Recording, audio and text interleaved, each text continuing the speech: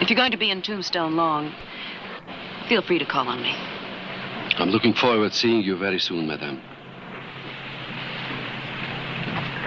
Good afternoon.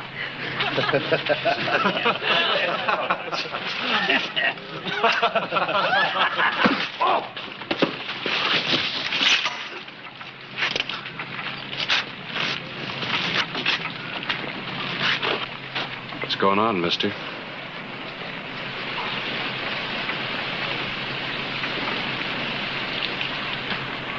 These pigs tried to insult me. Next time, I will not be so tolerant.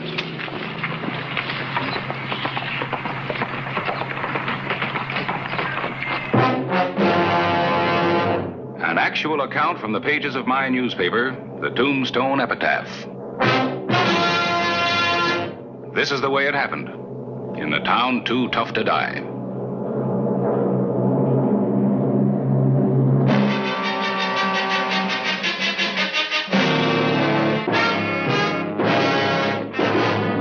Tombstone Territory.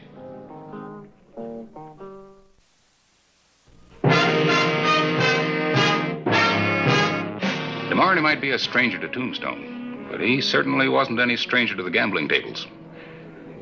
I had the feeling I'd heard the name before somewhere. Heard it or read it. Play these. 2 and make them good ones. I'll take 1. Your bet. 50 booze. I call. Straight flush. 10 high.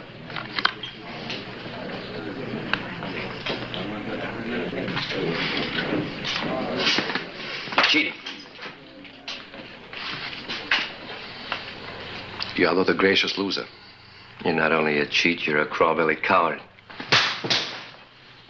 Don't let your temper bury you, my friend.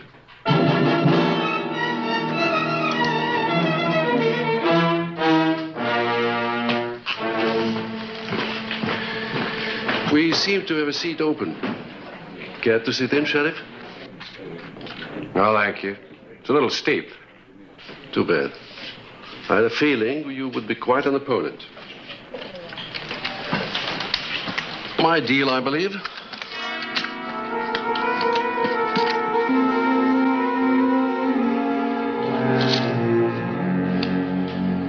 I've looked through every wanted bulletin in the file. There's just nothing on him. I didn't think there would be. He's not the ordinary kind found in the wanted circulars. Sure are serious about this campaign, Harris.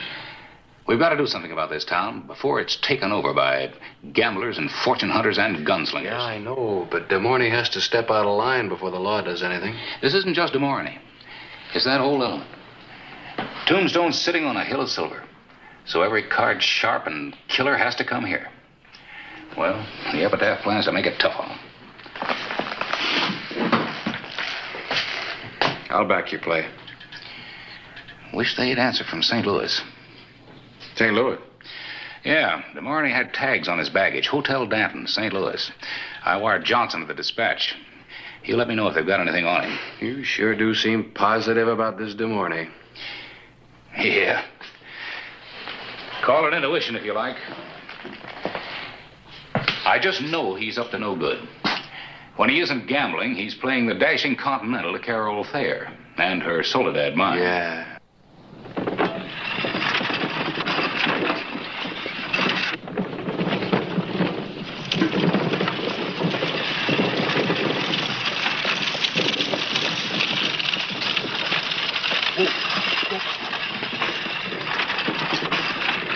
We've been running about 80,000 a month. The deeper we go, the more the grade improves. You're an amazing woman, Carol. I don't imagine any woman could amaze you, Raoul. Oh, you are not any woman. Just like I'm not any man. People like us are different, Carol. As different as high-grade ore from plain dust. I'm glad I went to St. Louis. If I had been your husband, I would name this after you. Silver meant more to him than I did. It finally killed him. He wouldn't wait for the engineers to supervise a shoring in the lower level.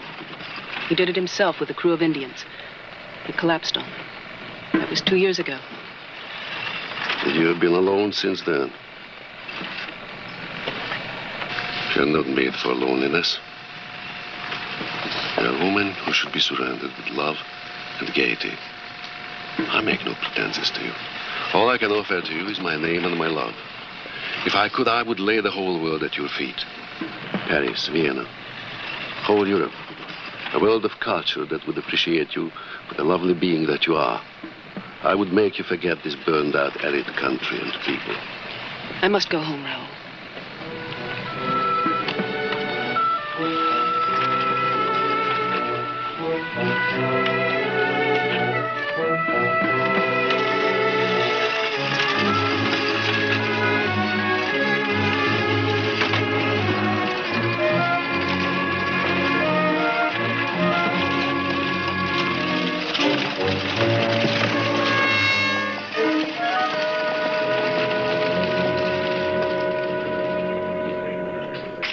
I'll bet $20 hard cash he wears silk underdrawers. Any man that wears perfume and lace has got to wear silk drawers. It goes hand in hand. Yeah, sure be interesting to find out. But I ain't gonna tangle with that pig sticker of his, not me. What's it worth to find out for sure? Huh? I seen Fancy Pants ride out of here a couple hours ago toward the Thayer's place. Give me $10 and I'll be back in 15 minutes for the pair of his drawers. Is it a deal? Yeah. I'll put $2 in. Here's a couple. Who else will chip in? I got 5. There's $1. I got 2 over here. Oh, I think we're wasting our money. He'll never do it. Oh, yeah?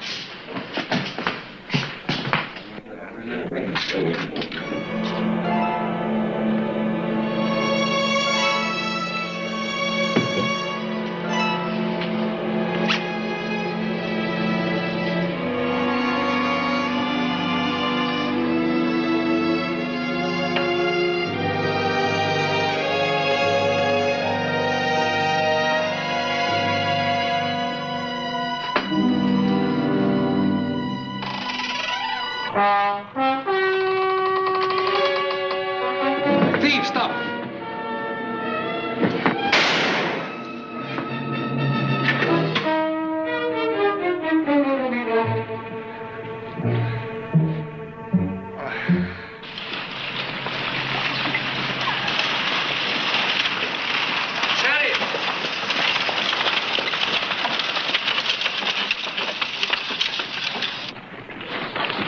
Pity about the wounded boy, Sheriff. Oh. I had no way of knowing he was so young. I wish I could believe that. I'd like to talk longer, but the lady's expecting me. Oh. Well, get on your way. I wouldn't want to hold up your romance. Au revoir, Sheriff.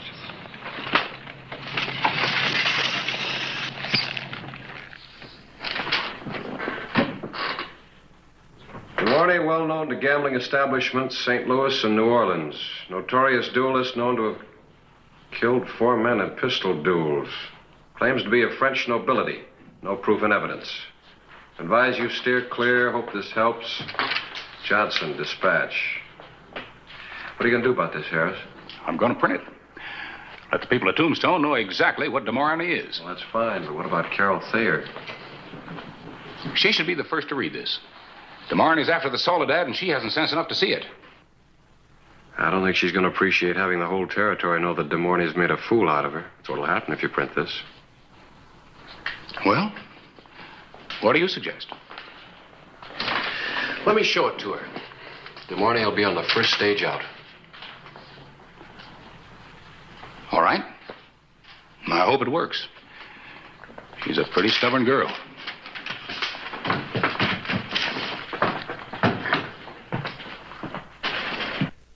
I'm sorry you had to hear it from me, but it's better that way than reading it in the paper. How dare you?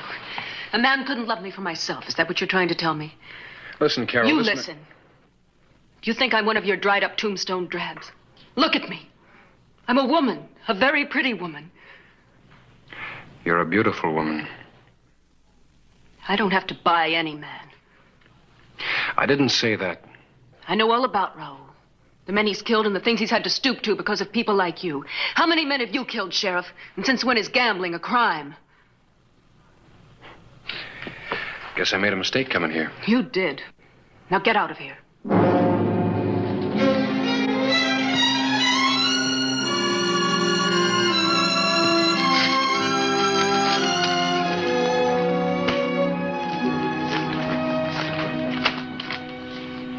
St. Louis reports on Des Moines. The fair city of Tombstone is unwilling host to one Raoul Des Moines.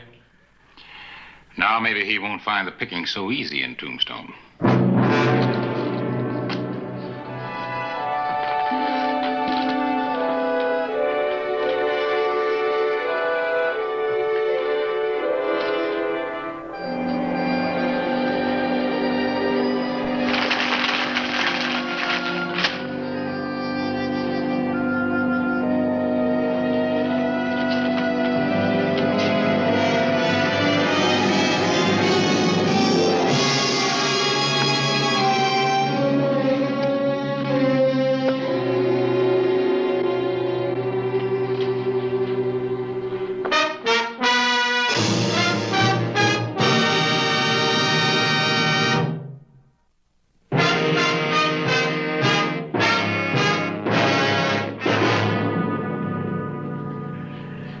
Do you think the article might drive him out of town? I doubt it. His kind don't scare very easy. Speak of the devil. I rather expected to find you here, Sheriff. What do you want? I think you know.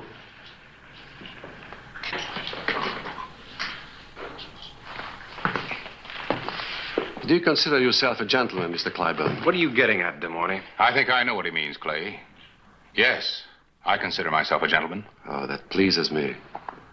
Accept my insult. No, Clay. You have my challenge, sir. You don't have to do this, Harris. It is a matter of honor. I accept. With great pleasure. Unfortunately, I will have to act as my own second.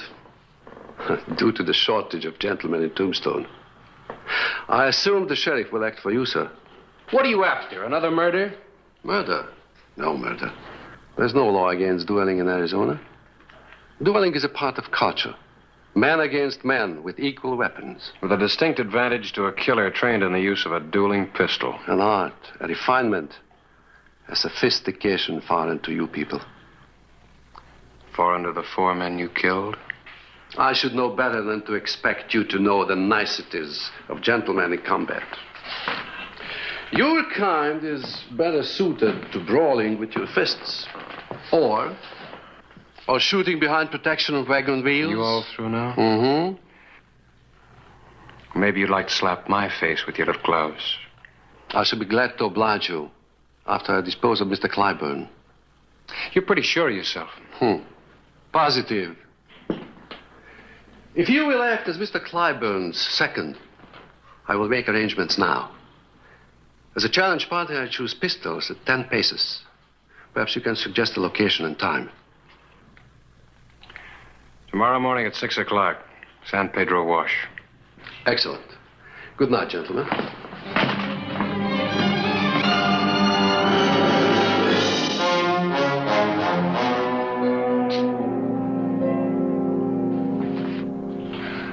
I've got an idea, Harris. It might work. Well, what do you mean, Clay? Well, as your second, I could substitute for you. It's perfectly within the dueling code. I know that much about it. I'm fighting my own battles, Clay. There'll be no substitutions. Look, Harris, you're a fine shot. But this is like putting a good fighter in the ring with a professional boxer.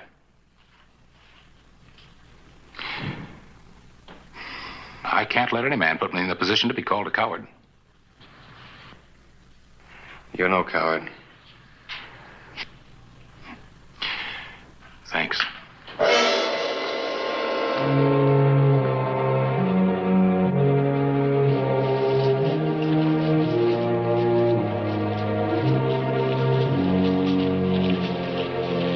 Since the weapons are mine, you might wish to try a shot before.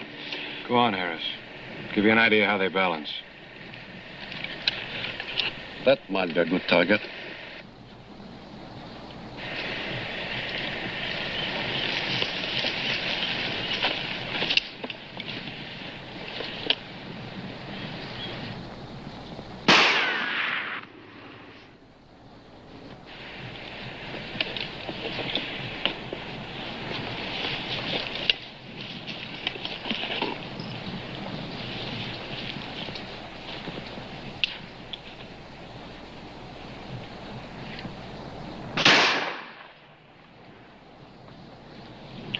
If you are kind enough to reload, we can get on with this business. It is not too late. I'm willing to forget the whole matter if you print a public retraction and apology.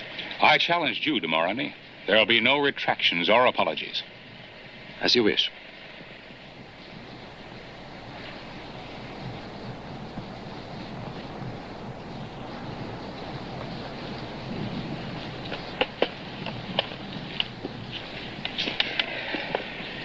After you. The first choice is yours, sir.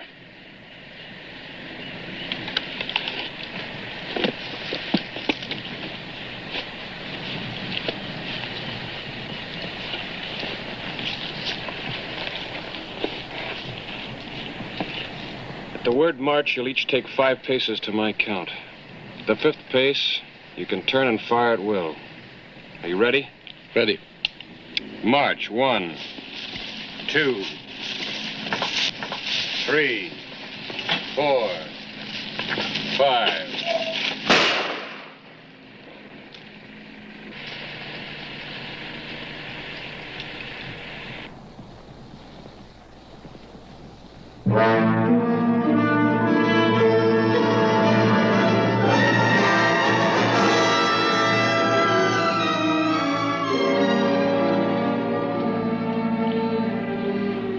I'm not ready to shoot.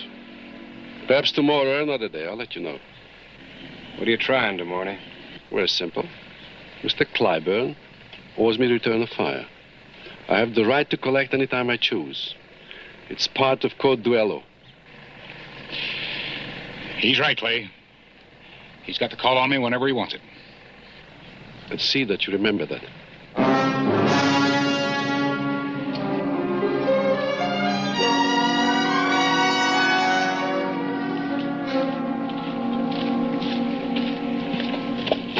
You were wonderful. Oh, there is no satisfaction to take his miserable life. De Mornay.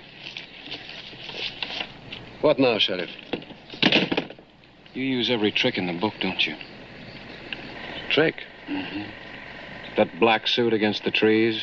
The way you stand to present the smallest possible target. Mr. Clyburn could have done the same. But you counted on his not thinking of it. He's never fought a duel before. How many of you fought, de Mornay? Oh, you are beginning to tire me, Sheriff. You really stacked the deck, don't you, gambler? What did you say? No wonder you let Clyburn take the test shot. You knew then that he couldn't hit you at a distance. If he'd proved to be an extremely good duelist, you would have fired before he had a chance to, wouldn't you? And another thing. You knew that if you killed him, you'd have me to fight next.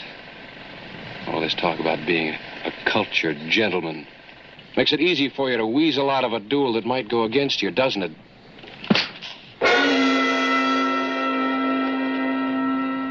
Thought you'd never get around to that. Are you a gentleman? At your service, monsieur.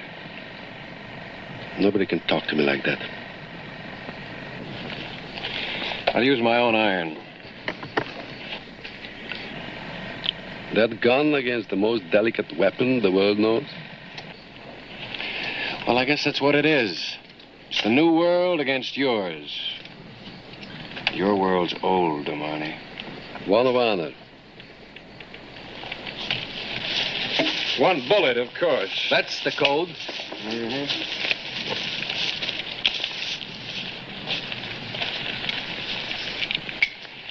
All right.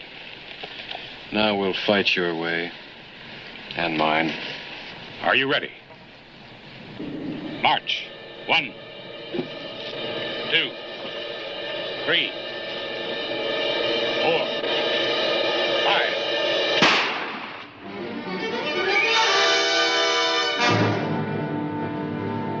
Something you didn't figure on, de Mornay.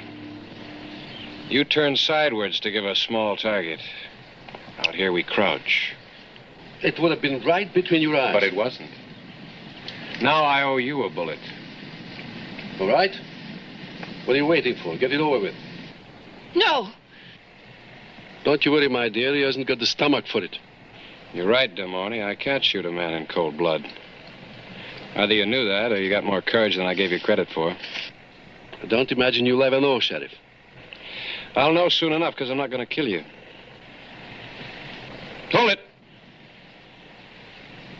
I didn't say I wasn't going to take my shot.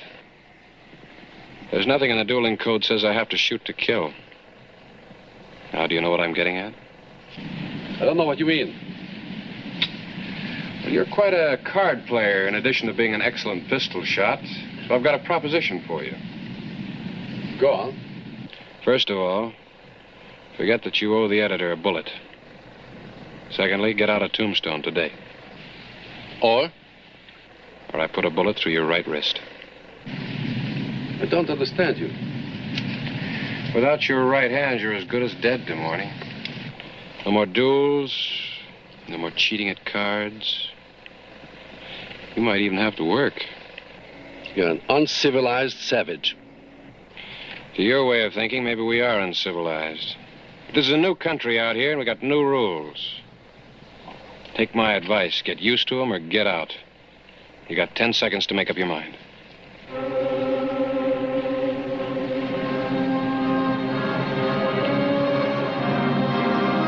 5 seconds.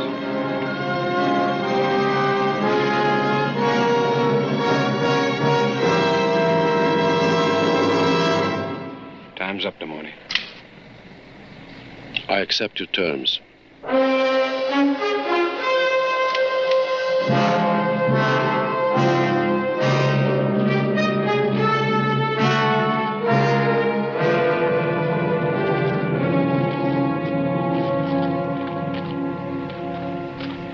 Sorry, my dear. I'm afraid in my own selfish way I have grown to love you. I'll go with you. Nobody can stop me. I guess I'll never understand women. Does anybody?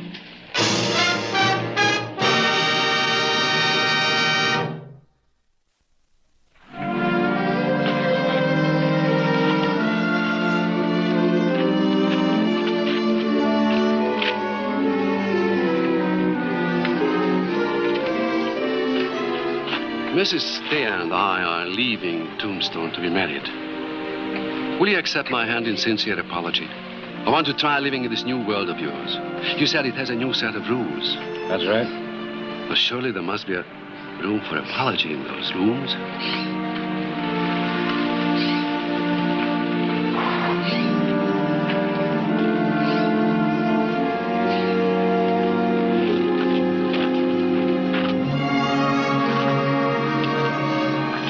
Ready?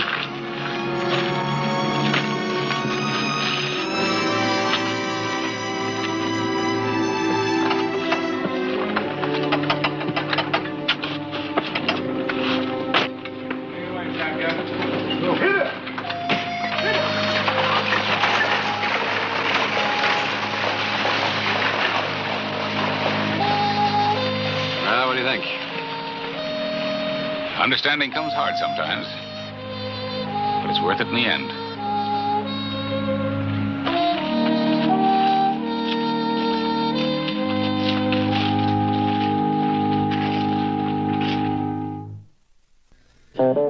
Whistle me up a memory, whistle me back where I wanna be, whistle a tune that'll carry me to Tombstone territory.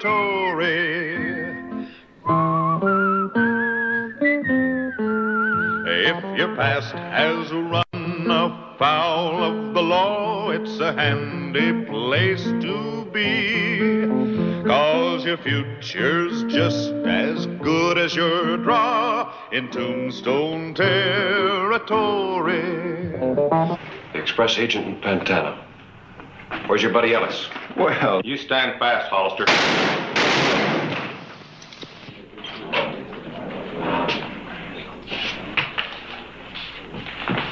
Thanks, mister. My name's Hoyt, Jake Hoyt. Surprised a lawman of your reputation will get yourself a mousetrap. Get going.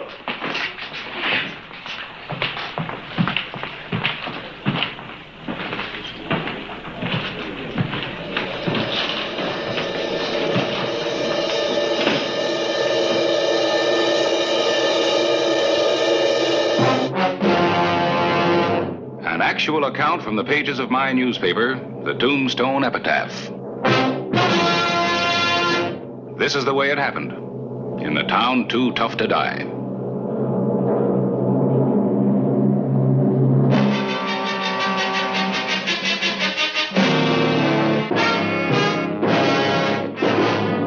Tombstone Territory.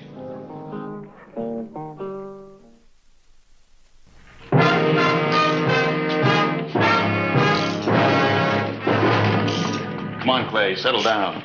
Sure. Look, Charlie. I fell for the oldest trick in the books. I got mouse-trapped. Well, you weren't the first one. Wild Bill Hickok got careless, too, and look what happened to him. Yeah, shot in the back. Lucky that fellow Hoyt was there to get Ellis for you. You don't live very long being just lucky, Charlie. Yeah, I guess you owe your life to him. Yeah. You know, I don't know this fellow Hoyt. I guess I ought to be grateful to him. I don't think he's going to let me forget this. I want to get some dinner. Yeah.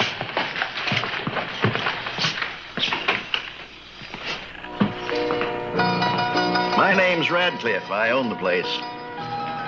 Hawaii. I think you heard mine. You're mighty handy with that. Your cub lawman got himself all jammed up. Somebody had to do something. Had some experience as a peace officer? The Dakotas, Wyoming. Would you mind telling me why you came to Tombstone? My specialty's taming tough towns. I want the sheriff's job. Suppose you were the sheriff here. How would you have handled that business? Why, to gun those 2 killers right away. Been ready for the 3rd. Save the county the expense of a trial. Other guns around here think twice before tangling with me. Well, the word would get around. Well, if a lawman wants to enforce the peace, he's got to prove he's tougher than the town. How do you feel about working along with other city officials? No lawman can lone wolf it. We think alike, Hoyt. I happen to be one of the county commissioners, and I'm concerned about crime in this town. You need a man who can do a real job for you. People do say I guarantee results. I believe you would make a good sheriff. I'll take the matter up with the other commissioners. We do think alike. Oh, Hoyt. I feel it's only fair to tell you that we may have trouble from Harris Claiborne, the editor of the Epitaph. He's a solid Hollister man. Well, Mr. Radcliffe. Yes? Why not give the editor the story of how I saved Hollister's life? Might start him thinking. You'll be sheriff.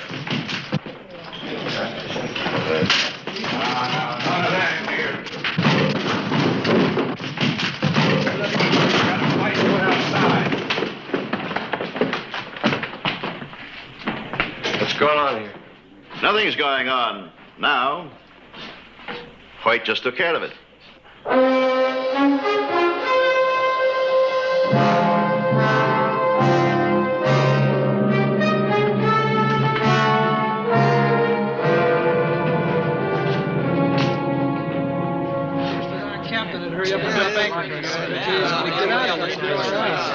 What do you think, Bob? That man Hoyt sure handled Ellis. I was there. Some people are saying he might make a good sheriff. No, he almost lost Hollister. Might be a real good idea to keep a man like Hoyt around.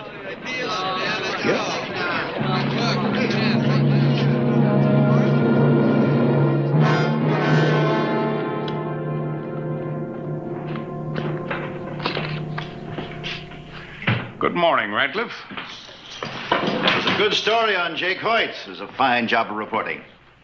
Well, thank you, Homer. If more people would back up the law like Hoyt did, we might have less crime in Tombstone. I'm glad to hear that, Harris. It makes what I have to say a lot easier. No? I want to talk to you about our law enforcement problem. Well, go on. Well, Hollister's not measuring up. You're dead wrong, Radcliffe. If Hollister hadn't had to twist your tail a couple of times, you wouldn't be so prejudiced. I think he's doing a fine job against big odds. There's nothing personal in my feeling. Why, I think Hollister would make a first-rate deputy under a man like Jake Hoyt. A deputy? I spoke to Hoyt, and he's interested. Well, you had no right to do that. Not without consulting the other commissioners. I'm a lawyer. Don't talk to me about my rights. If I want to speak up against Hollister... If you have any complaints against me, Mr. Radcliffe, bring them here. All right, I will.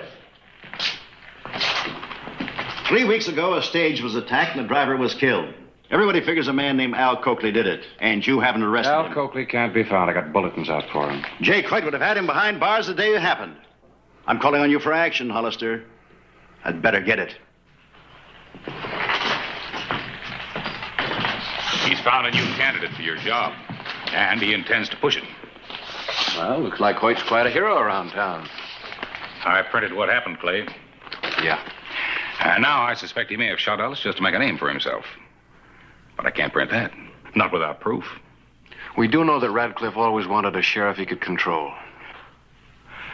Clay, just how much do you know about this, Hoyt?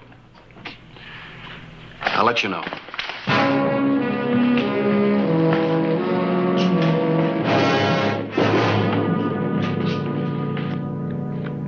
Sorry, gents.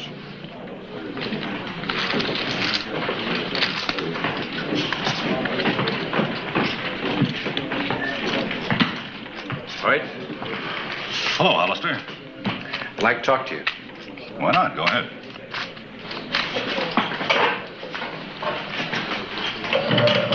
Well, look, I'm not playing cards for fun.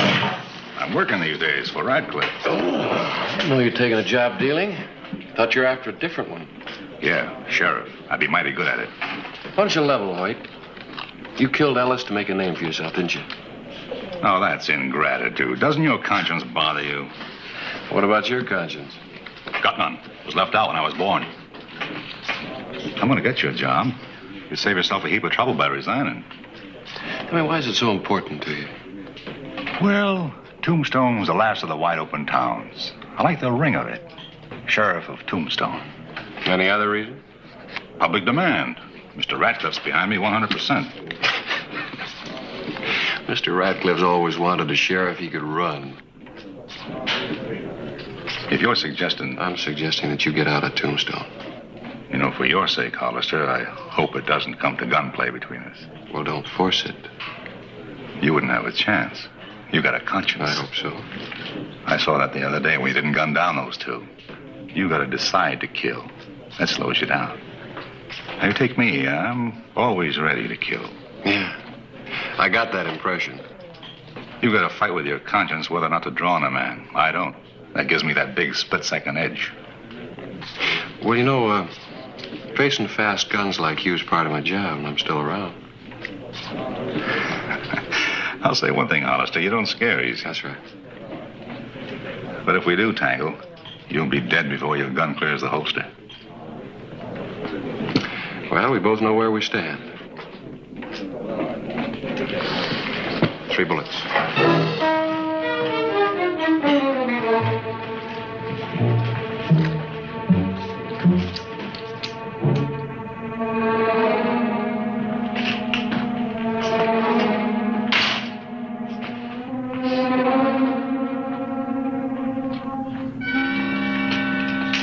Well, just made the rounds on Allen Street. Everything's quiet. Those bulletins I sent out brought results, Charlie. Yeah? Al Coakley's coming through. Coakley. Noon stage. And maybe you can get a confession on that stage robbery. Yeah. I think I'll ride out to meet him. Take him off the stage outside of town. If there's gunplay, there's no use having innocent bystanders get hurt. You need another gun? Yeah. Right here.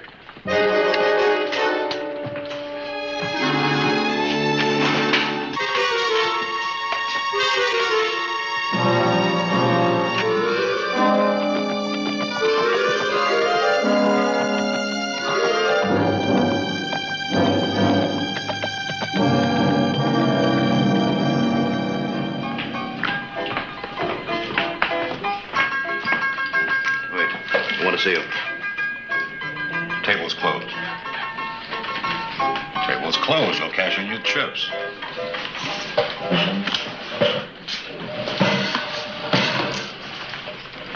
Tucson just wired Hollister to take Al Coakley off the noon stage. How do you know? The telegraph office informed me. After all, I'm a commissioner.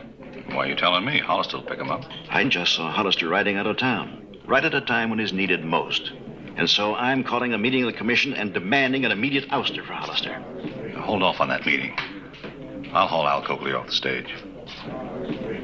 The duly constituted officer failed in his duty, so you were forced to make a citizen's arrest. What does this Coakley look like? According to the telegram, dark, square jaw, clean shaven, about 6 feet tall, lean, wearing a black suit. You sure got good connections. I hope the one I made with you isn't a mistake. Now relax. I'll make you a good sheriff.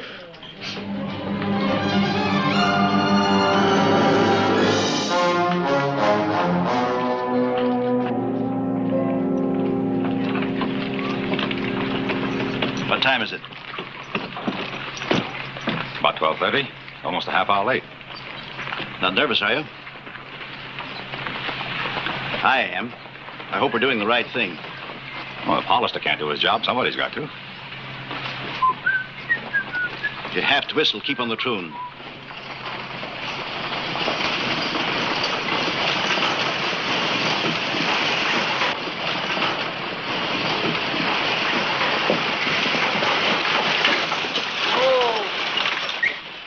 Have you spotted him?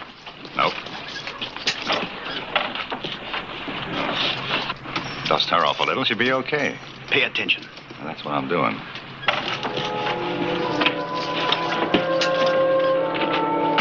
Hold it.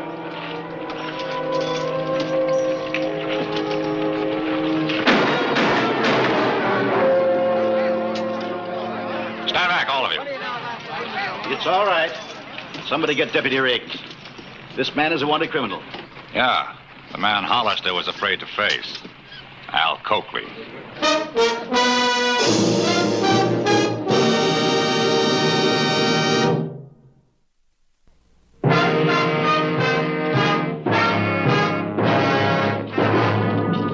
Charlie, I've had to print my share of grim stories in the epitaph. But this one stops them all. Al Coakley, Charlie. Lock him up. Clay, while you were gone, Hoyt gunned down another man. Thought he was Coakley. What? Killed him as he stepped off the stage. You mean that Hoyt shot an innocent man? It was hard for me to believe, too, when Charlie first told me. Hoyt and Radcliffe met the stage. I guess they figured it was a chance to show you up by taking Coakley. They didn't know you were picking him up outside town. Why should they? Hoyt wouldn't understand taking an outlaw before he hit town. He'd want an audience. Well, the man was about Coakley's size. Yeah, it must have been George Butler. I got his identification when I stopped the stage. Anyhow, Hoyt killed him. He was a traveling salesman, Harris. Unarmed. Hoyt couldn't wait. He couldn't take the time to find out he had that gun out and he had to use it. How did Hoyt know that he was on that stage? I figure Radcliffe. He has his ways of getting information. Well, it's my job to protect lives, not to see them taken. An innocent man's dead because a gunslinger wants to be sheriff. Well, he's going to get his chance.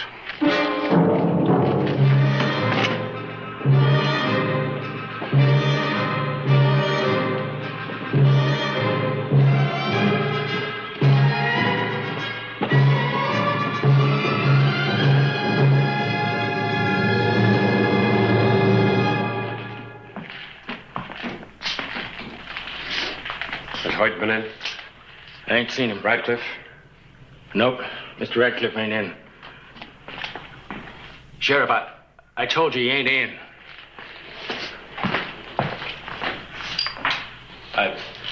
I thought he was out.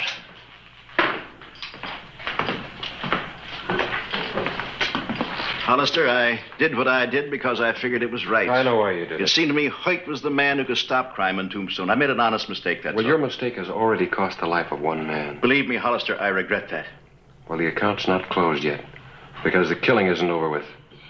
Unless Hoyt surrenders himself on a murder charge. Where is he? Well, I don't know. You're lying. I tell you, I don't know. Well, I'll find him. I'll keep looking until I do. You can tell him that.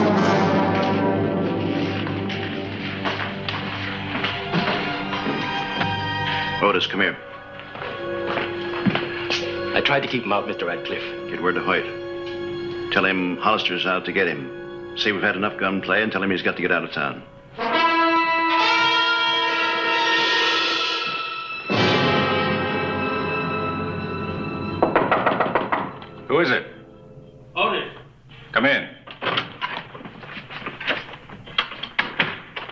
Sheriff's gunning for you.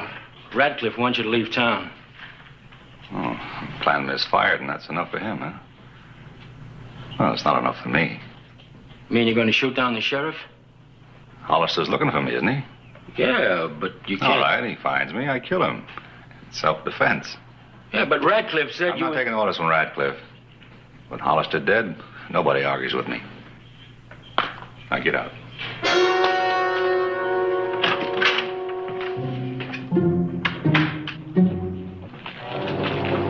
Clay. Yeah, Charlie? Seemed to me if I was Hoyt, I'd hop the first stage out of town. Not him. Well, I checked it anyhow. No signs of it. Let me go along with you to take him in. Yeah. This is between him and me.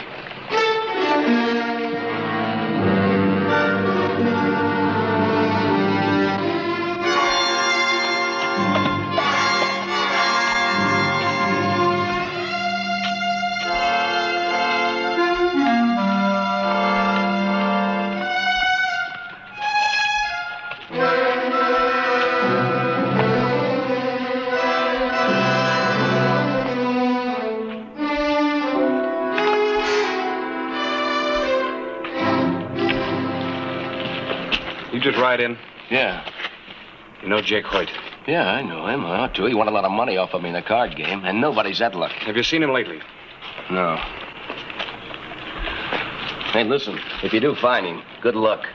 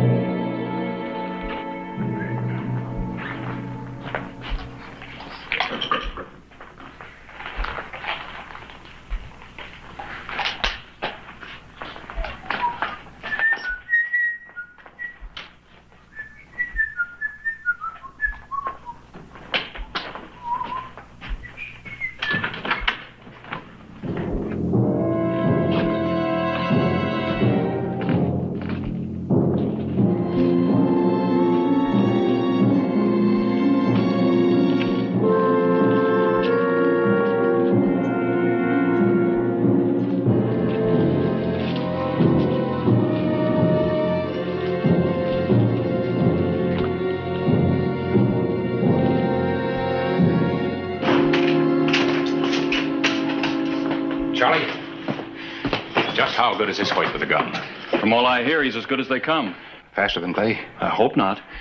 Because Hoyt's out of hiding. One of my printers just saw him down around 7th and Toughnut, heading up toward Allen. There ought to be something we can do. This is Clay's fight. He wants it this way. Yeah, I know. But he needs every edge he can get. At least we can tell him that Hoyt's out of hiding and ready to meet him.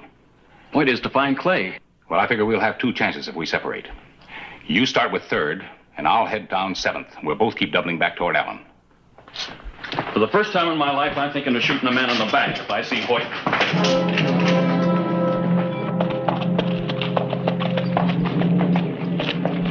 Radcliffe, where are you going?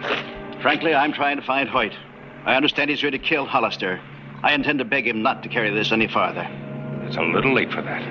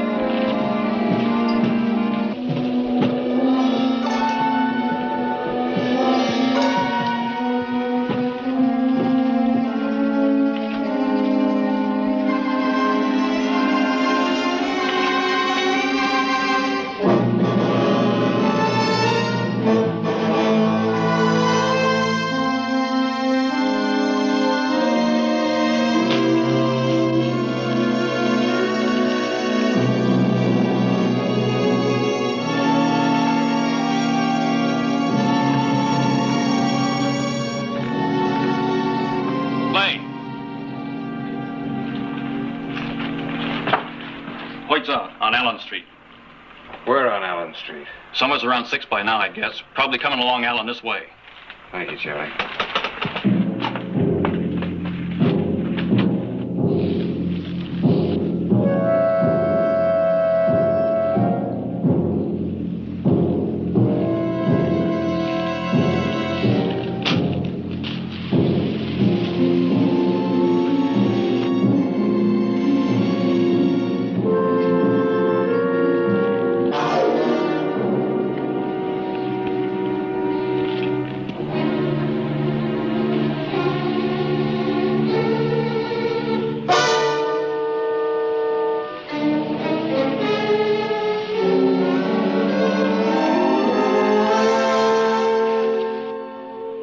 You've been looking for me. Here I am. I'm going to give you a chance to submit to arrest. Nobody's ever arrested me. I aim to. You can try. Just remember that split-second edge. Your edge is gone, Hoyt. Either you're coming in or I'm going to draw on you. Make your decision.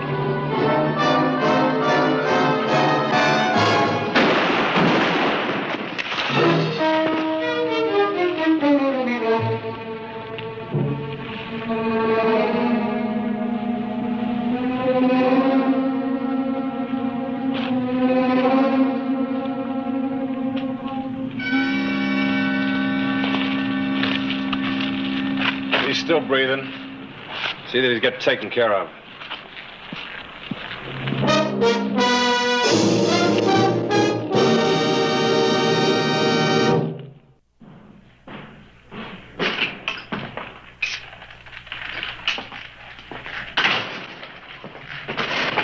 Doc Cunningham says Hoyt will live.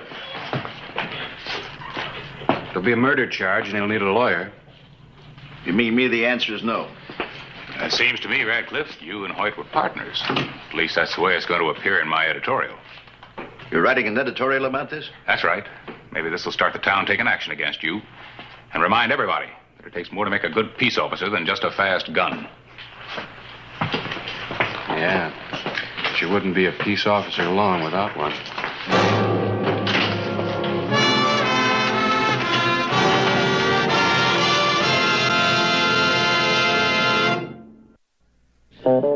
Whistle me up a memory, whistle me back where I wanna be, whistle a tune that'll carry me to Tombstone territory.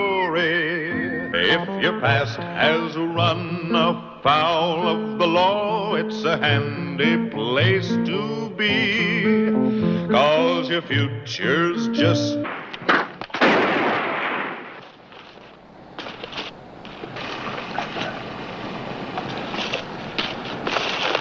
Guess they're out, huh? Matt? Matt!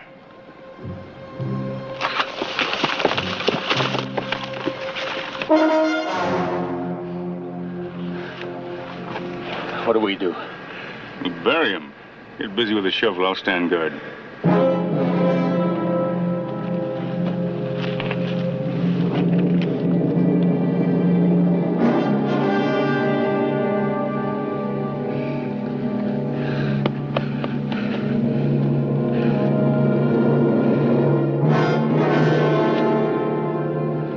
Look. Silver.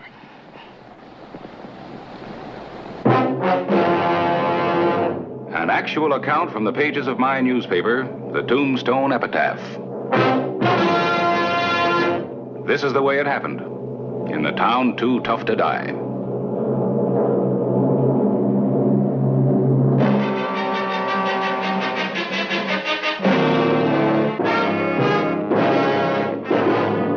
Tombstone Territory.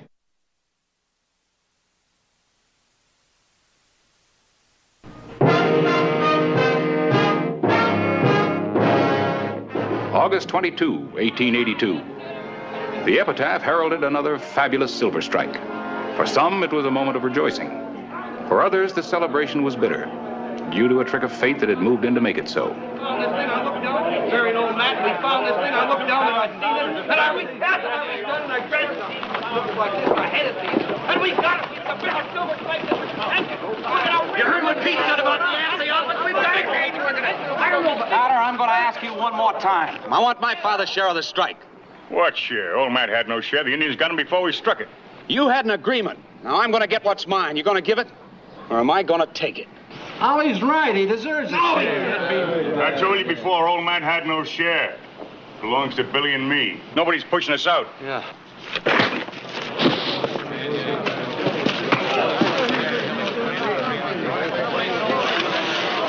Get going. Quick!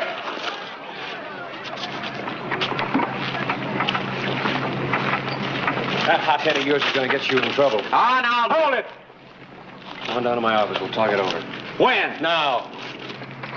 So you're going to let him get away with this? You're going to let stealing go on right under your nose without doing anything about it, that right? Carter and Billy are taking anything that belongs to you, they'll go to jail. They claim the death ended the partnership. You got anything to prove that it didn't? Listen, anybody but those two would honor that partnership. Is there anything in writing? I don't know. If there is, I haven't found it. Well, you show me something in writing and I'll enforce your claim legally. Till then, there's nothing I can do. All right. But I'll get what belongs to me, and I'll get it without your help. Ollie. I've never seen him like this before.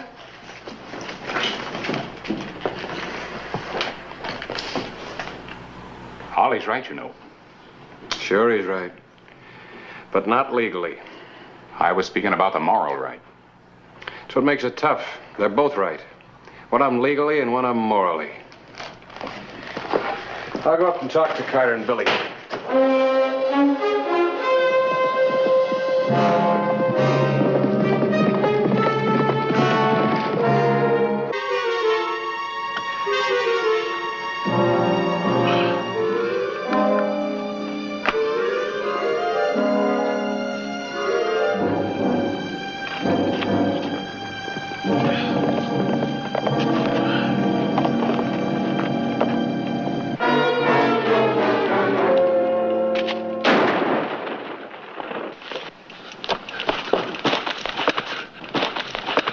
Who is it? I don't know. Where'd he go? Maybe I got him.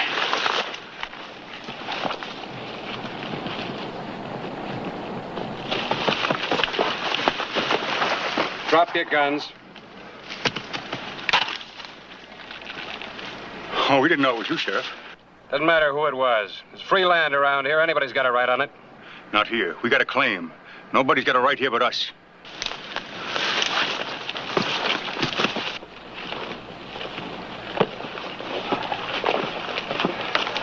Well, Hollister, what do you want up here?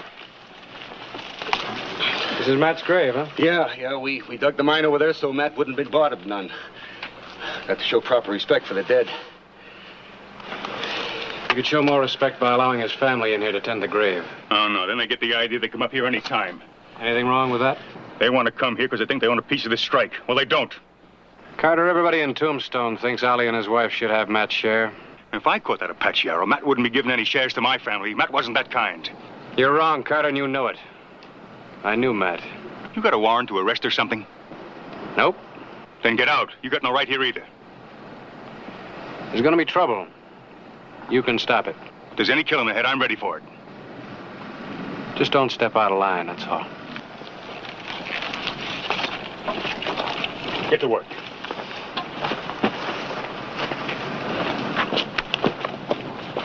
Maybe. Maybe what?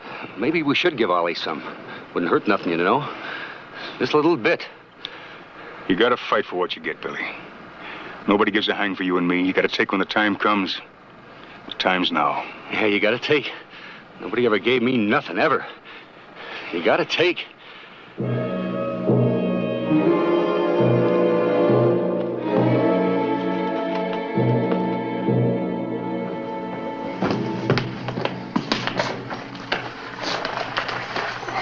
You going out? That's right. Carter's at the Crystal Palace. I'm going there. What are you going to do? Yeah, what's mine? Sheriff didn't do anything about it. But Ollie, we've been all through this and you promised. I didn't make the rules. Carter did. He took, I'm going to take back. But But, Ollie, there must be another way. Now, don't you go nagging at me, Beth. It's the only thing I can do.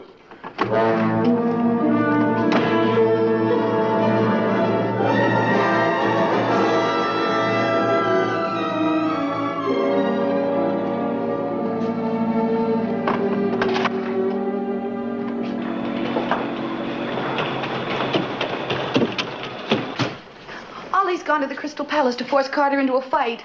When did he leave? Just now. None of this would have happened if he'd done the right thing in the first place. Easy, Mrs. Williams. Nothing else Mr. Hollister could have done and still uphold the law.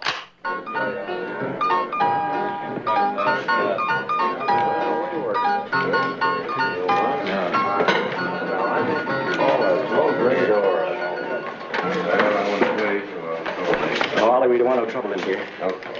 Don't we go along? No, keep her here.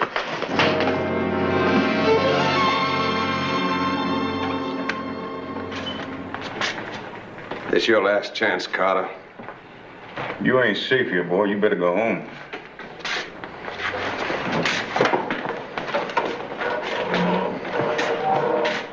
Draw. 3 cards.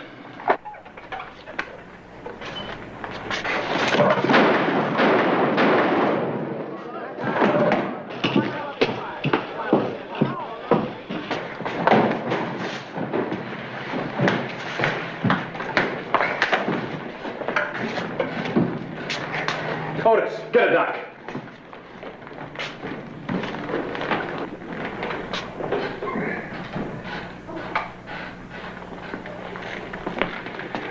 Give me some water and a rag. Give me a gun. I'll kill you, Carter. I'll kill you for this. I shot him in self-defense, Sheriff. What's your story, Harry? Was it self-defense? He's a no-good rat. No better than a claim jumper. But Ollie forced it. Anybody else got another burger? Ollie. Oh, Ollie.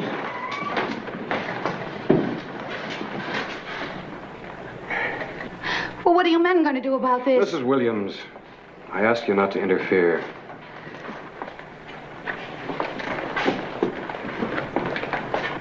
Now, wait a minute. I'm unarmed. Hold it. Give me back my gun, Sheriff. All right, break it up.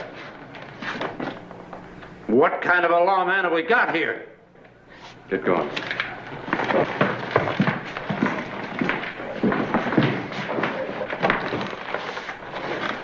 I'll never make it. They'll follow me. I suggest you men stay here.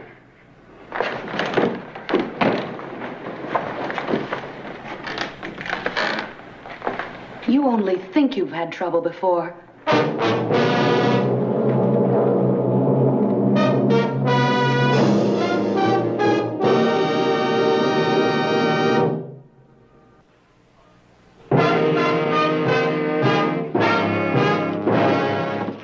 August 23, 1882. Angry miners formed on the streets of Tombstone. They were convinced that one of their group had been wronged.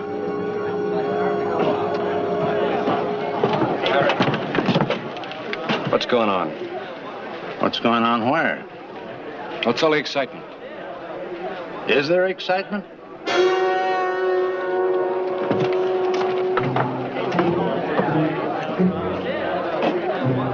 With her husband desperately wounded, Beth Williams succumbed to the spirit of the mob.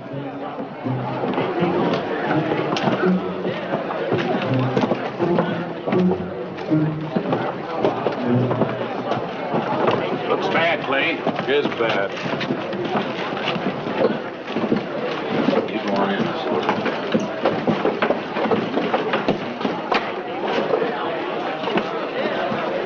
We don't need your protection, Hollister. Just a peaceful meeting. Just talk. Nothing wrong with that. Nothing wrong with talk. Free to make, ain't it? And free to listen to. You plan to force your way in here? Depends.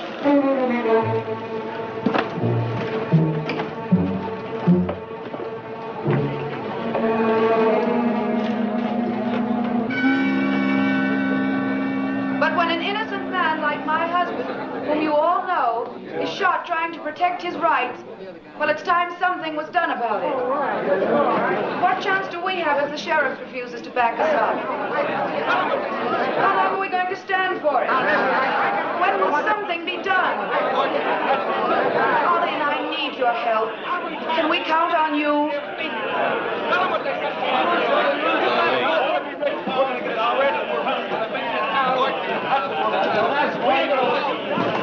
Mrs. Williams, I'd like a word with you alone. You can speak freely in front of the men. Do you have any idea what you're doing? I know exactly what I'm doing. Ollie's no match for Carter's guns. So you're getting a mob to back Ollie? You can put it that way if you like. But if you'd done your job in the beginning, none of this would have happened. You're beating that tune to death. My job is the law. Yeah, protecting claim jumpers. How much is he paying you, Hollister? Maybe you're getting match share. I hate mobs and I hate murder. I've seen enough and I've had enough. I'll shoot anybody that leads a mob to murder.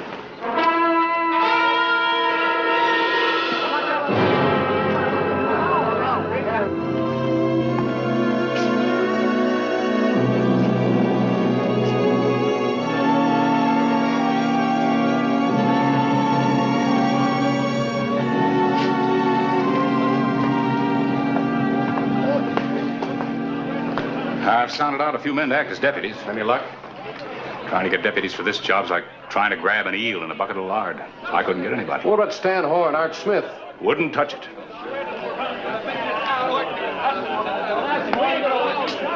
They're getting uglier by the minute. Isn't there any way to stop this? You got any suggestions?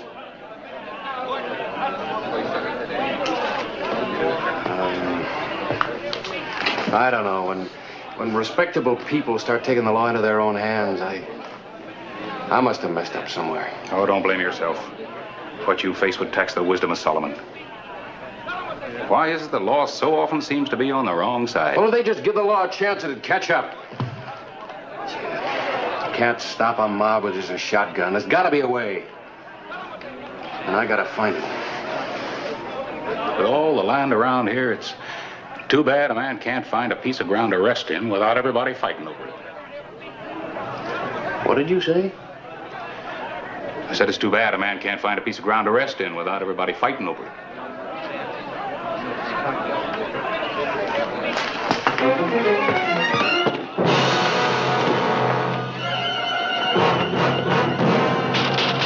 Open up, Chambers, open up! There may be a law. It's a race against time. Chambers, open up!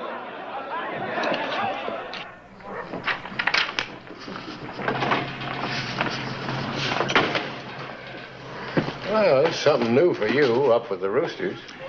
Well, I'm a newspaper man, Clay. I can't sleep with my town about to blow up under me without trying to do something about it.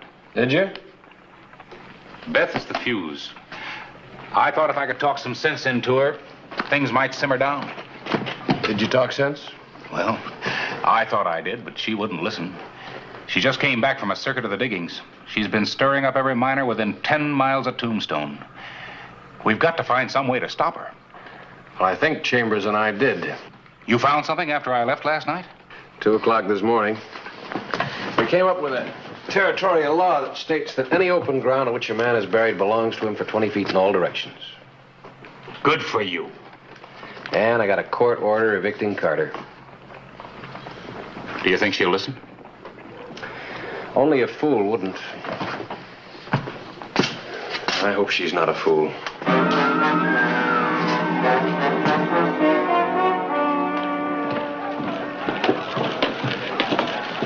Where are you going? See Ollie. Is this the time to be seeing a sick man? Shouldn't you try to stop this mob? That's why I'm going to see Ollie.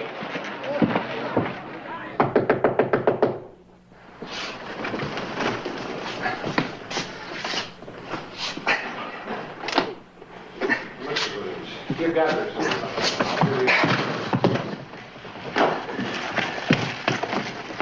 Ollie. What's he trying to do? Join your mob? Yes. Why didn't you keep him in bed? I tried, but You tried. You tried like you tried to stop that bunch in the street outside? I didn't try to stop them then, and I won't try now. Mrs. Williams, you're supposed to be a responsible citizen. Just a minute. Who are you to talk about responsible citizens? At least I'm trying to protect my husband. Well, that's what your protection's gotten you. And what has your high office gotten? I've got a court order to evict Carter and Billy. I don't believe it. I dug up an Arizona law that states that a grave and 20 square feet around it belong to the heirs of anyone buried there. Well, what good will that do?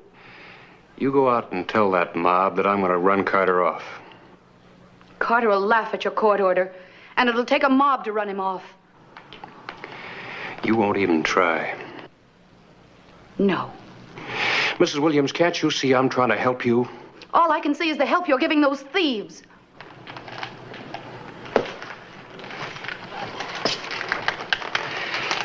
You're being a fool. There's going to be trouble, and only you can stop it. And if you don't, men will get killed.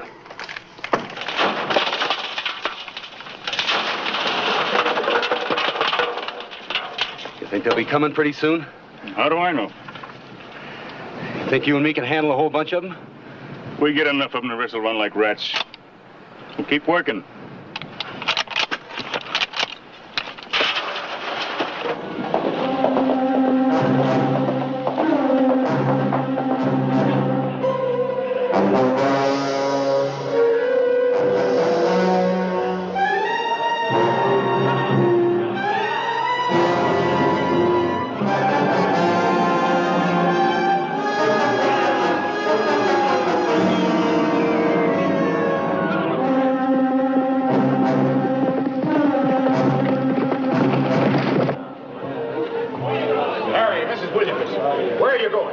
You know very well where we're going, Mr. Clyburn. We're going to see justice done. Justice never came from taking the law into your own hands. Wait. Clay Hollister rode out to the mine. He's your lawman. Let him handle this. He's been handling it, and that's why my husband was nearly killed. And we're going to get Carter. Now listen to me. Every one of you listen. If Carter is killed, every one of this mob, every single one of you is guilty of murder. Premeditated mob murder. What you don't know is that the sheriff now has a legal right to get Ollie's claim for him. Carter will never give in. I'd at least give the sheriff time to try it his way. Give him time. That's the least you can do. All right.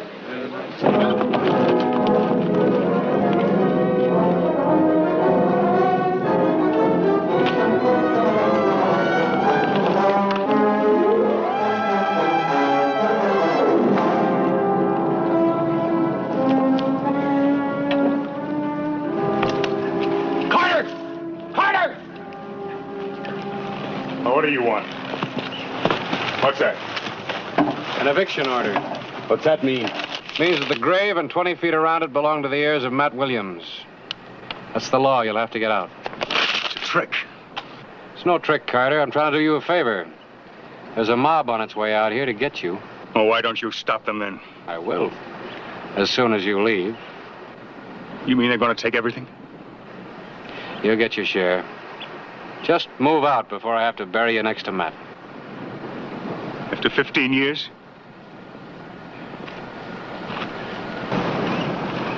Fighting desert, under Indians. After making my strike.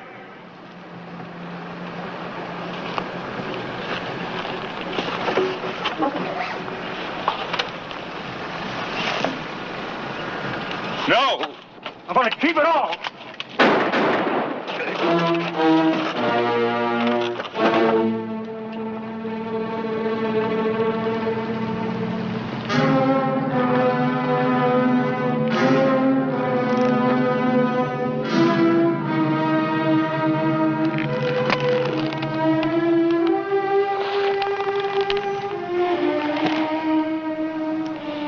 You try to do a job and you end up taking a life.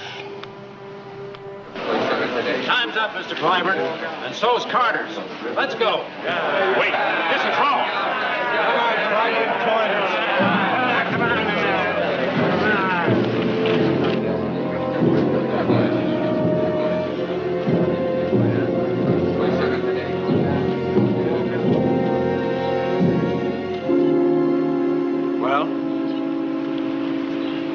blood, didn't you? You got it. What's the matter? Why so quiet? You'll do anything for Silver, won't you? You'll get your share, Mrs. Williams. Billy will get his. If he's got any family, they'll get theirs.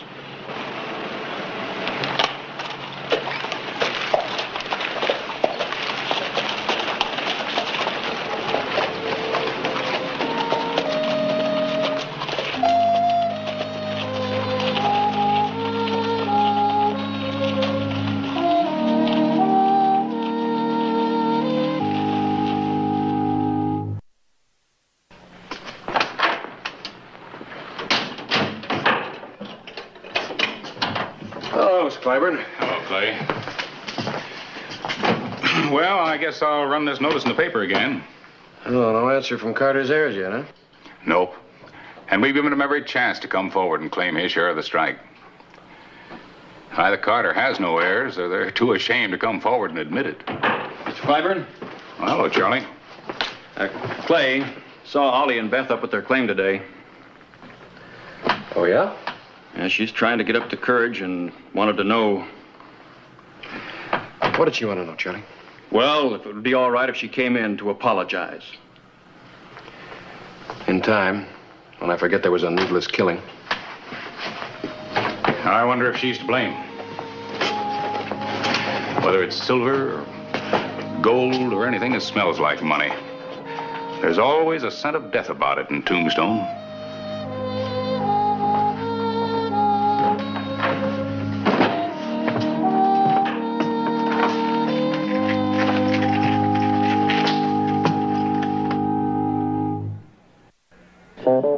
Whistle me up a memory, whistle me back where I wanna be, whistle a tune that'll carry me to Tombstone territory.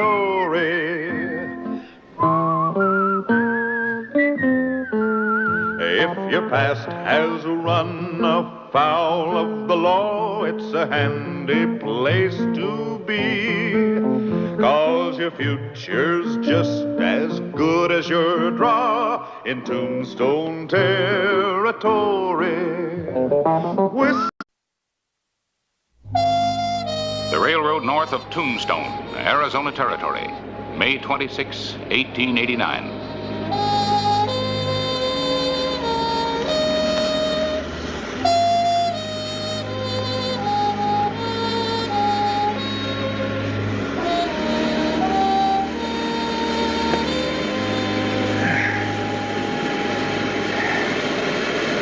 I'd seen everything. It's one thing to rob, but why do they have to kill just to kill? Why do mad dogs bite? And Clay, how is it a little handful of Apaches can keep getting away from the Army all the time? There's just got to be an answer somewhere. There is. Geronimo. An actual account from the pages of my newspaper, the Tombstone Epitaph. This is the way it happened, in the town too tough to die.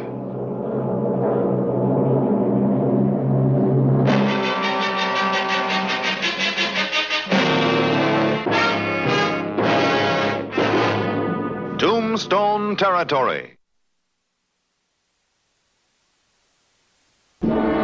May 29, 1889. News of Geronimo's return across the border from his lair in the Sierra Madres brought bitter memories and grim determination to the people of the territory. Memories of blood and death, and a determination to destroy once and for all the menace of the renegade Apache and his followers. The 6th Mexican Infantry under Colonel Lorenzo are stationed along the border to check any move south the hostiles might make. We know Geronimo is somewhere in this area. It means he's cut off from his regular sources of weapons and supplies. Now, what ammunition he had must be running low by now. Probably why he hit the quartermaster's supply train. Fortunately, there was no ammunition aboard. Meaning that sooner or later he's going to have to take chances he'd ordinarily try to avoid. We're well aware of that, Hollister. I'd like to get to the point. All right. General Crook has evolved a plan. Each town will form a patrol unit under the direction of local authorities. These units will patrol different areas until the hostiles are sighted. That's a good plan. Yes.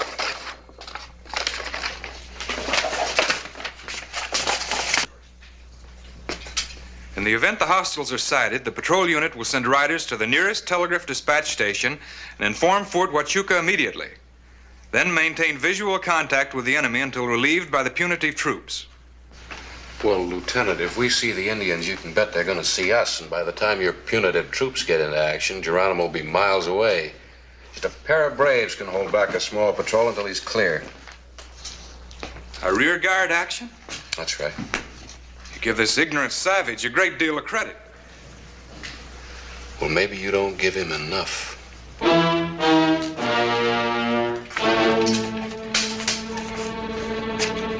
Fortunately, the Army is unimpressed by legends of the invincible Apache. Yeah, I can understand that. The troops that have come up against Geronimo are in no condition to talk about it. You'll have good reason to thank the Army when we stretch this butcher at the end of a rope. Look, Lieutenant, I know an awful lot of men that have fought Indians all their lives. They don't underestimate Apaches.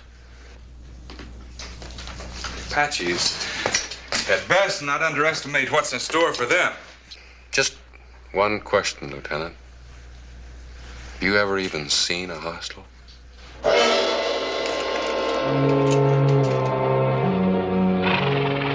June 2, 1889. Sheriff Hollister and his men had relentlessly scoured the mountains for the wily murderer Geronimo.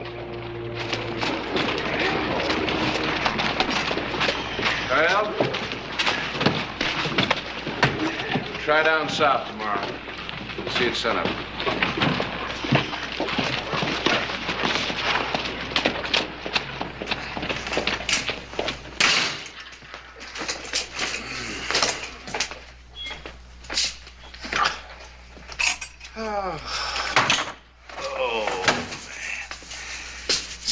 Good to get those boots off.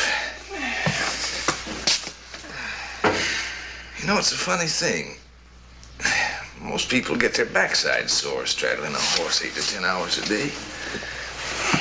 But with me, it's my feet. Never could understand that. Well, maybe it's because you keep trying to put those size 12 feet of yours in the size 9 boots. What, Clay? Oh, shucks. Don't your feet ever get sore? Yeah, I just get saddle sore. You better get some supper. Get to bed. Sun up, remember? Yeah. Wonder if that Geronimo ever sleeps. I don't know. If he does, I'd sure hate to have his dreams. Dover's Pool Palace on the edge of town. Geronimo. The bold renegade Apache had taken a liking to white man's ways. He showed his contempt for the Army and law by playing pool under their very noses.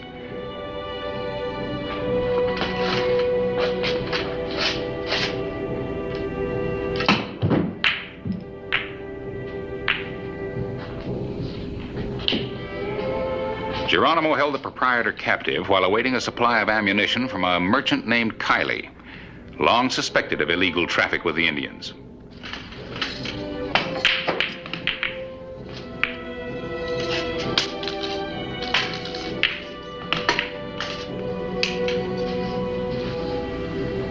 Geronimo?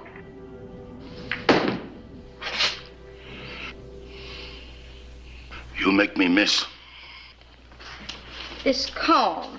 The only way it would look good on me is with one of those lace shawls. I can't wear it this way. You have the comb. Is not that enough? Our friend might bring some shawls with him tonight. He was told to bring ammunition. You want me to look pretty, don't you? There will be shawls. Now, woman, let me play this game in peace.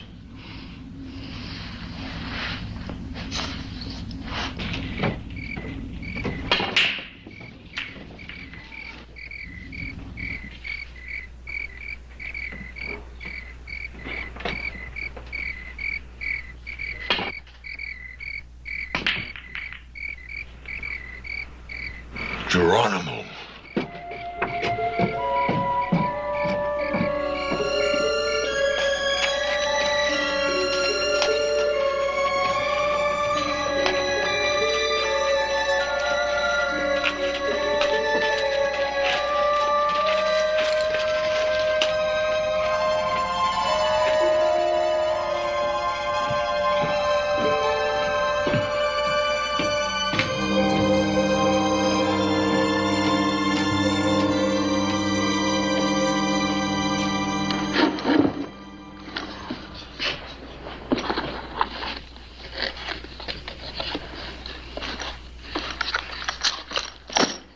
How much did you bring? 1,550 rounds of 45-70s and 2,000 rounds of 44-40s. That's better than I thought I could do. It's hard to get prime quality ammunition in such quantities.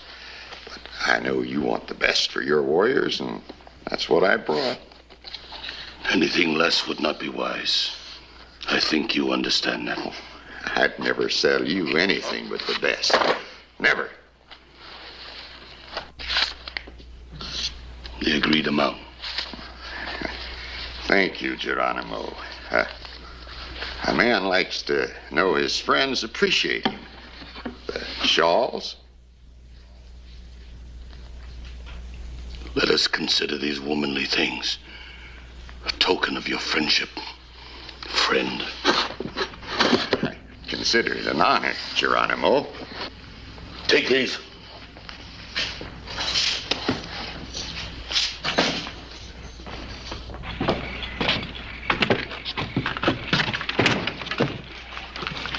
Maybe 4-1 he's seeing pink Indians. Geronimo at the pool palace. Well, it won't hurt to check. Picked up a lot of things from the white man, most of them bad. You ready? Yeah, I'm all set. Let's go. Play pool.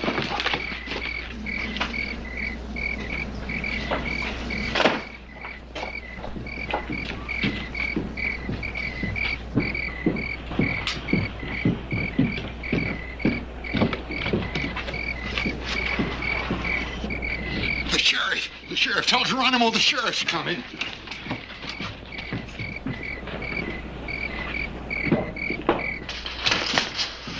Bring box.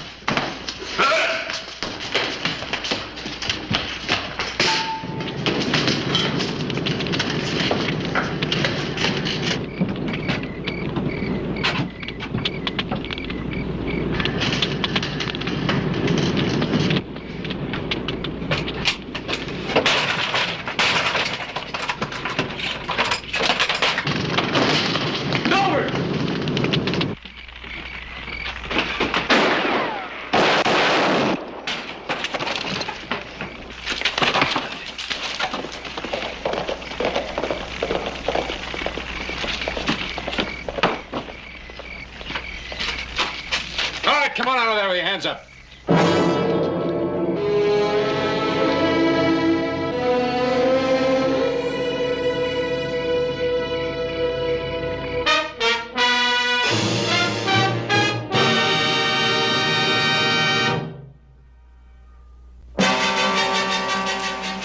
The night of June 2, 1889. With one of Geronimo's braves in jail, Clay Hollister sought information.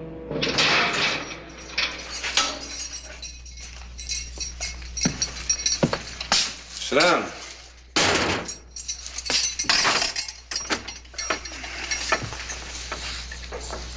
I said sit down.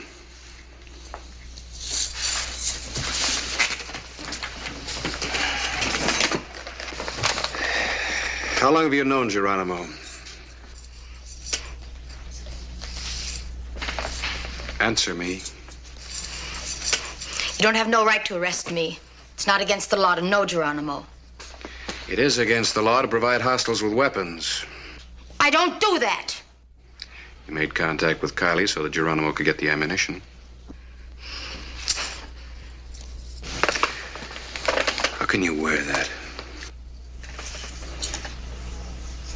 I have a right to wear it. It's mine. I suppose he gave you that, too? He gave me everything. Does that suit you? I wonder how many women died so that you could wear the jewelry stripped from their bodies. You try to scare me. It won't work, Mr. Sheriff.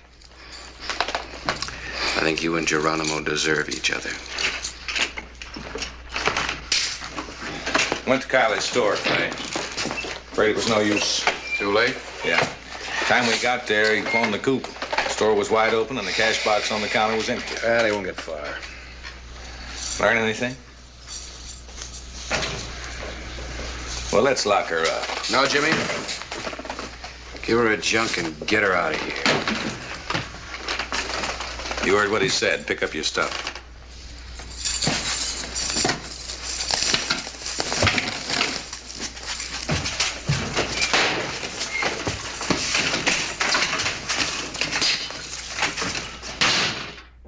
Geronimo's camp in the mountains outside Tombstone. The Apache killer and the merchant Kylie made an incongruous pair. I stayed as long as I dared, Geronimo, but when I heard they'd found that ammunition case, I had to work fast. I only managed to save a few dollars. I don't know what's going to happen to me now. My braves. What of them? Tell me.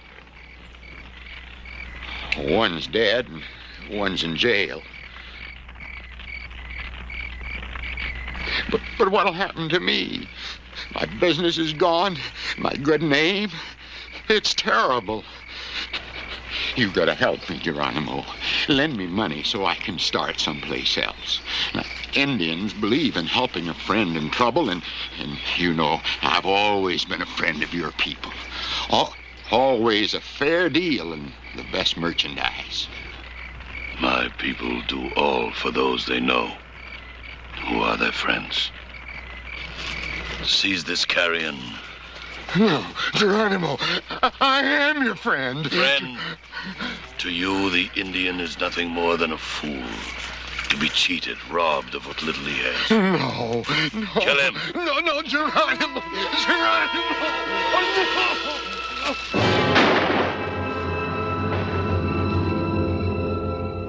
no. You've had one chance to keep your neck out of a noose.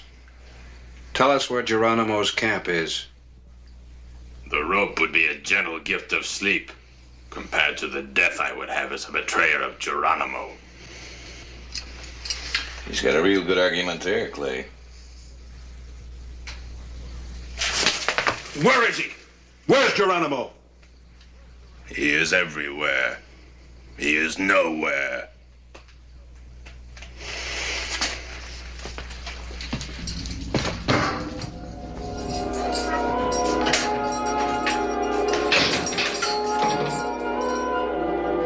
The morning of June 3, 4 miners stumbled into Geronimo's hands.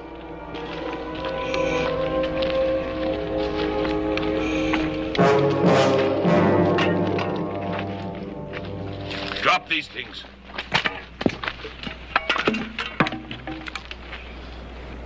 One of my braves has been slain. I will kill 2 white men in return. These 2.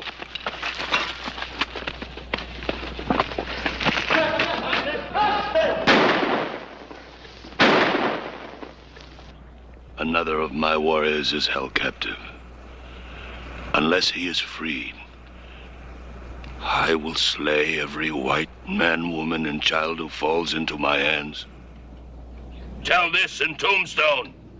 Go!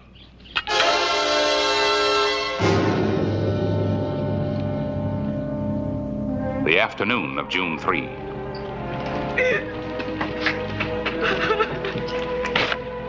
The people of Tombstone were grim witnesses to Geronimo's brutal reprisal.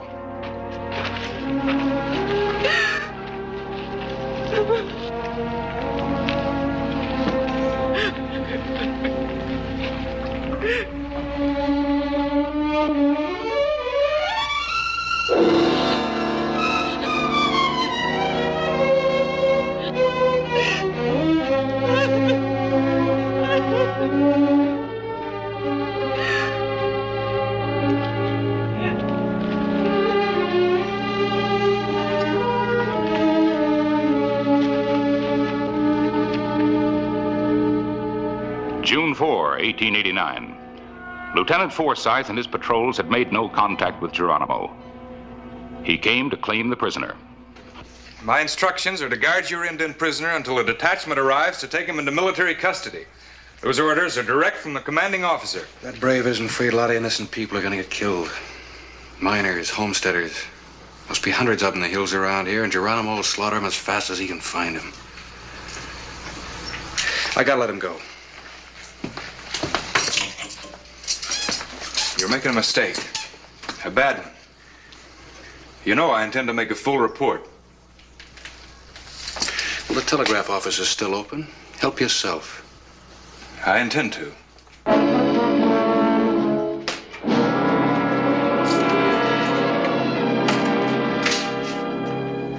Sheriff?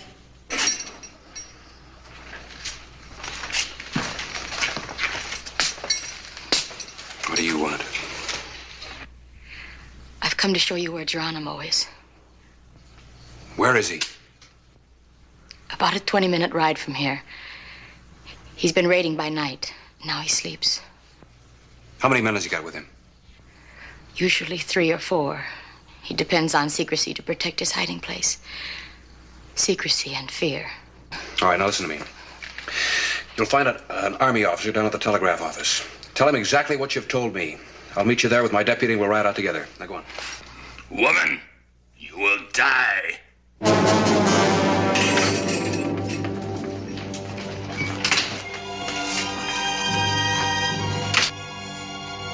The afternoon of June 4, 1889. Dolores led the men to an isolated cabin tucked in a draw of the Mule Mountains a few miles south of Tombstone. Where are his guards? It appeared to be a day to remember. The capture of Geronimo. Let's work around that way. Wait a minute. Still think we should have waited for a platoon of troopers. Lieutenant, I'll take the responsibility if anything goes wrong, but if you want to wait for the troopers...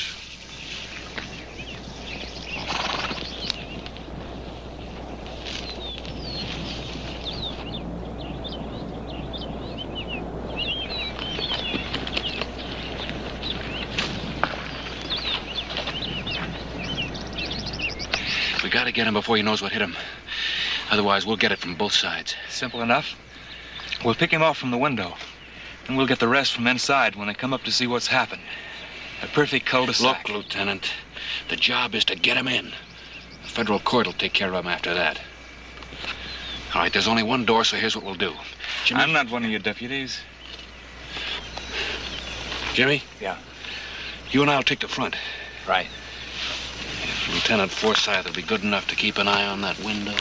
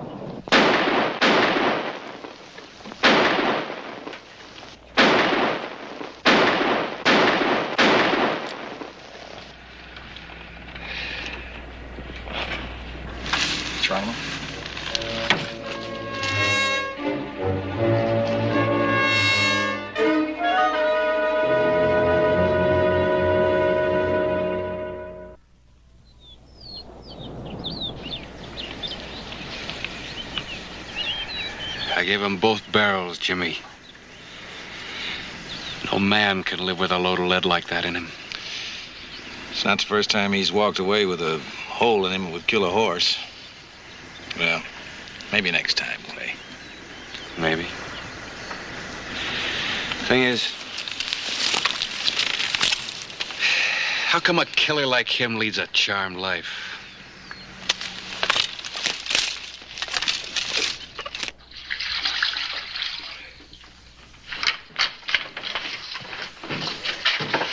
Well, he got away, Lieutenant. You almost had your moment of glory. What's your report gonna say? It wasn't. I made an error in judgment. I shall report it as such.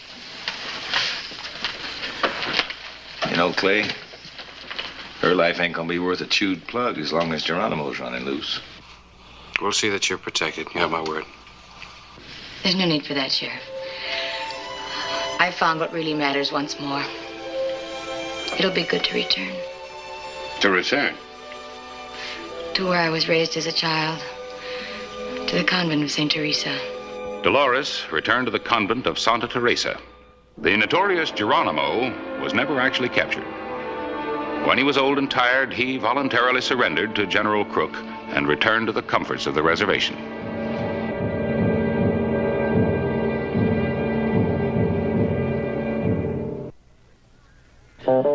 Whistle me up a memory, whistle me back where I wanna be, whistle a tune that'll carry me to Tombstone territory.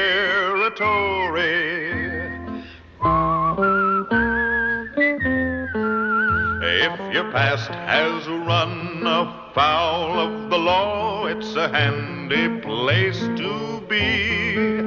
'Cause your future's just as good as your draw in Tombstone territory. Whistle me up a memory, whistle me back where I wanna be, whistle a tune that'll carry me to Tombstone territory.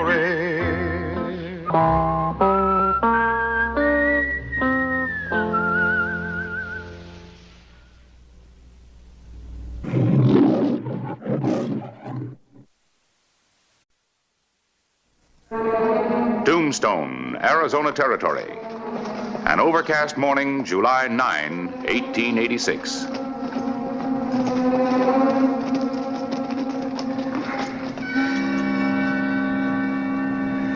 I still think you're making a mistake, Logan.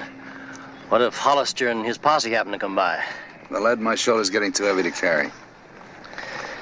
Give me the saddlebags, man. Come on. The way you act, someone could say you don't trust us. $10,000 is a lot of temptation. I wouldn't want you boys running out on me. Oh, we'll be around. We'll be back Wednesday morning. And you better be there. I'll be there.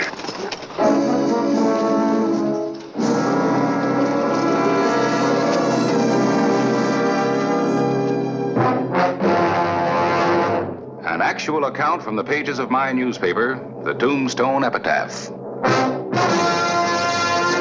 This is the way it happened, in the town too tough to die.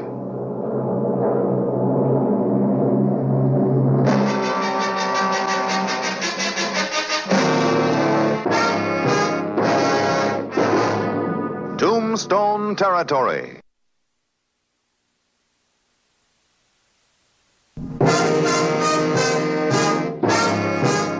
July 9, 1886. Sheriff Clay Hollister was on the trail of Logan Beatty and his gang. The going had been rough. Near as I can figure, this trail's about 5 hours old. I think the posse ought to be heading back to Tombstone, Clay. We don't have enough provisions for another day's ride. Well, I winged one of them. Sooner or later, they're going to have to slow down and fix up that wound. Horses are about through. The men have about had it, too.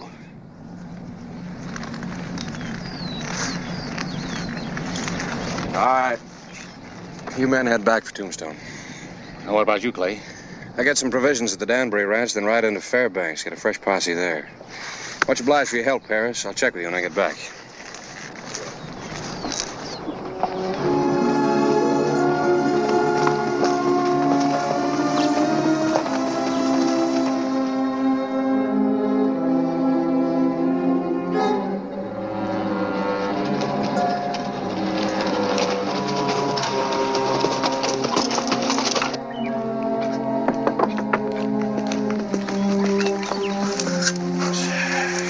Danbury? You come hunting land taxes, Sheriff. You're wasting your time. You got no money. No, it's nothing like that. I was hoping you could let me have some provisions. I'd be willing to pay. Pleasure to be of service to the law. As long as you get paid for the effort. What do you get for a drink of water? Water's free. Good book says to help those in need, but it don't hurt to be practical about it. You or anybody else. Anybody else? I got myself a temporary boarder. Fellow rode in this morning, gave me $50, put him up for a couple of days, give him some medical attention. Claims he was ambushed. Where is this man? In the bedroom. Is he wearing a gun? No, I took it away from him. That's good. Guns are the tools of the devil, like so many other things. All I keep around myself's a small bore in case I scare up a coyote. I'd like to meet this man.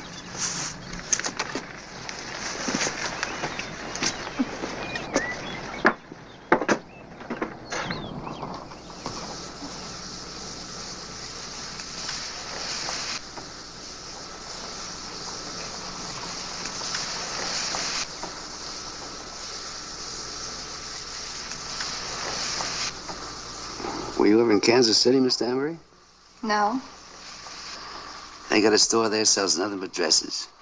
Really? Yeah. Does everyone make jokes all the time like you do? No, I'm the funniest man that was ever in Kansas City. Someday I ought to go there. You won't be going for a while, Logan. Hello, Hollister. Just rest easy.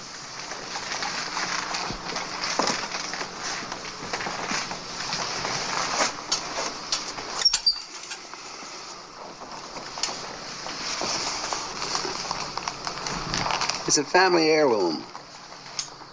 Like this lucky piece. I rest better when they're near me. Has he done something wrong? Yeah, he held up a bank in Tombstone. Wounded a clerk. No. An outlaw under my roof? Where are the others, Logan? They said I was holding them back. Did he ride in here alone? I was out in the yard. I didn't see anyone else. You got me caught, Hollister. Why would I lie to you?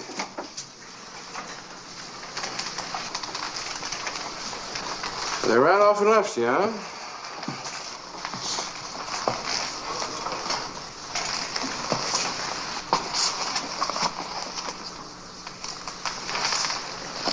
Left $10,000 behind. Where are they, Logan? Sheriff, can't you question him later? He's in pain. As you sow, so shall you reap. Yeah, he reaped all right. I'll need a lighted lamp to sterilize this. Seems only fair that since I put the bullet in, you ought to be the one to take it out. How is he? Nothing wrong with him. A couple of days' rest won't cure. I don't want him under my roof. This is a God-fearing house. Let the sinner seek the comfort of his own kind and not sicken others. It's a long ride back to Tombstone. Wouldn't want that wound to open up. He might bleed to death. The righteousness of the perfect shall direct his own way. The wicked shall fall by his own wickedness.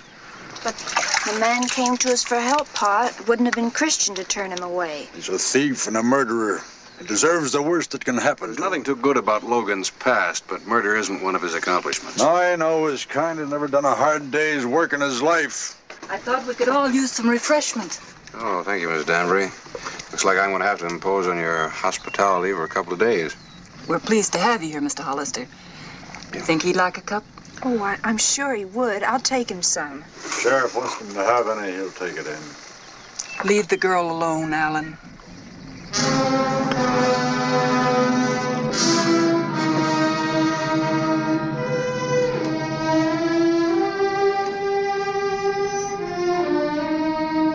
The morning of Wednesday, July 11, 1886.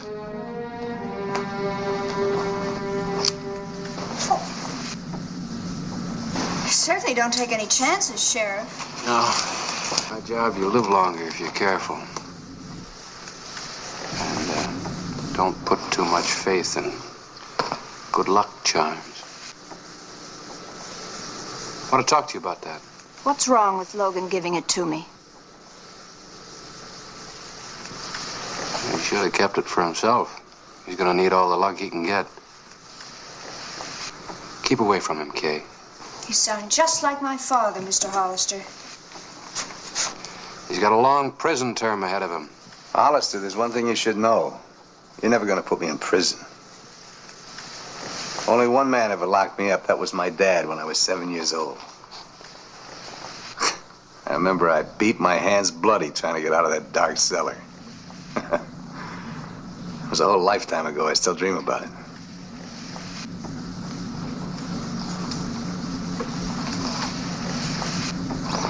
I've decided to take you back to Tombstone today. You look well enough to travel. Yeah, I'll be traveling soon. All I needed was a little Christian charity from the right person. Why don't you give her some? Come here.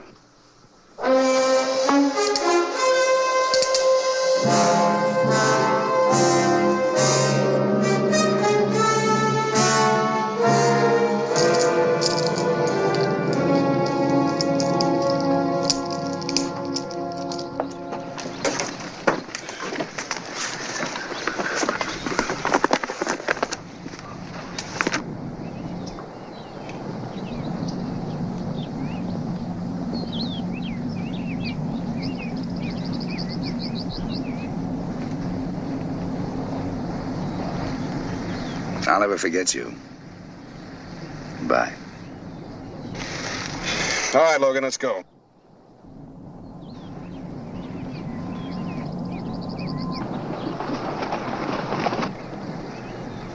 You'll never take me to Tombstone now, Hollister. You're a day late. Yesterday you might have made it, but today, those are my boys. Back in the house. Everybody. Move!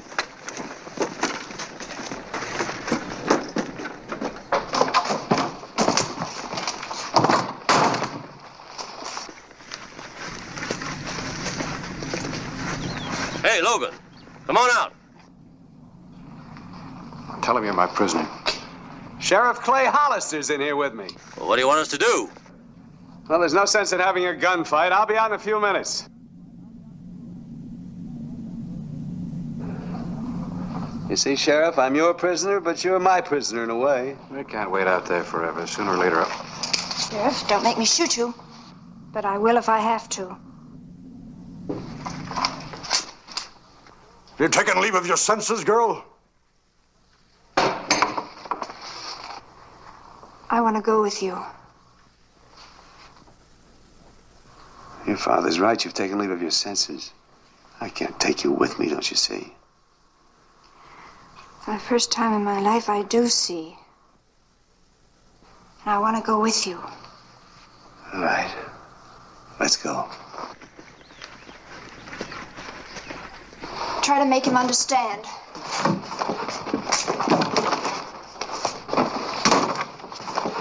I'll kill you for this, Beatty. By all that's holy, I'll kill you. Take that. I'll cut you down before you got a shot. Logan! Climb down.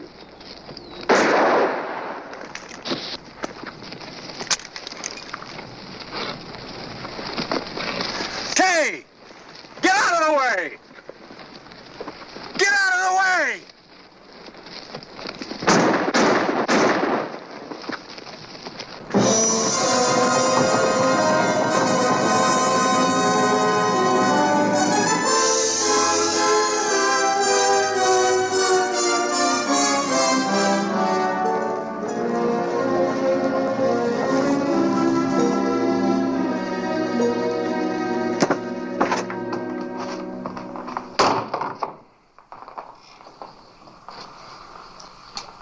Might have stopped them if it hadn't been for her. I don't think you can put all the blame on your daughter. Our daughter is dead.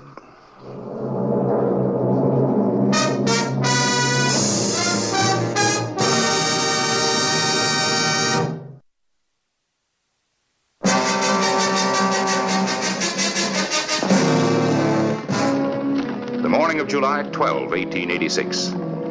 Logan Beatty skirted Tombstone on his way to New Mexico.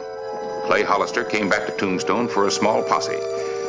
We again picked up Beatty's trail.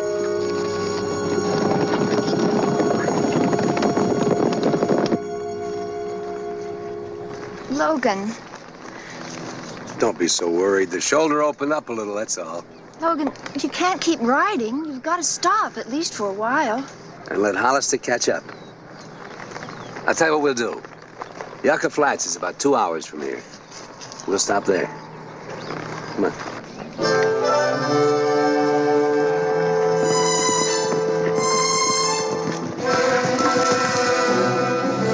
The outlaw's trail led to Yucca Flats. We reasoned Beatty was seeking the sanctuary of the New Mexico border.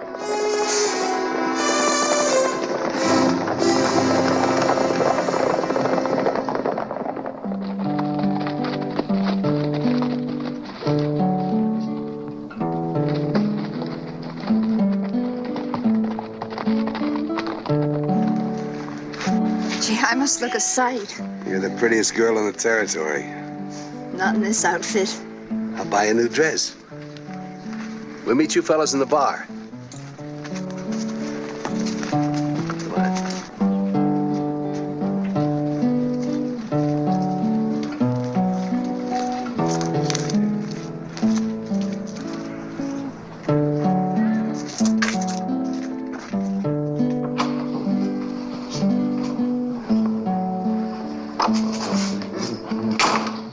A bottle, please.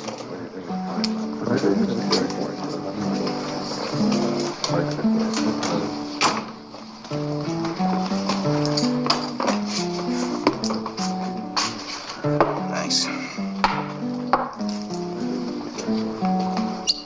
Oh, no. Thank you. I'm sorry. You do that dress right proud, Kay. My man has good taste. Yeah, not much of a place, is it? If I go anywhere else, they might recognize me. I understand. Don't you want a drink? It might cheer you up. It can't do you any harm. No, I don't want any. Hey, Logan. You gonna sit there and wait for Hollister to come for you? Or are we heading for New Mexico? Okay. Should we leave? Well, I'm ready. Kay, how old are you? 17? 18? 19. Do you realize that I'm almost... I realize that you're the man I love. Come on, let's go.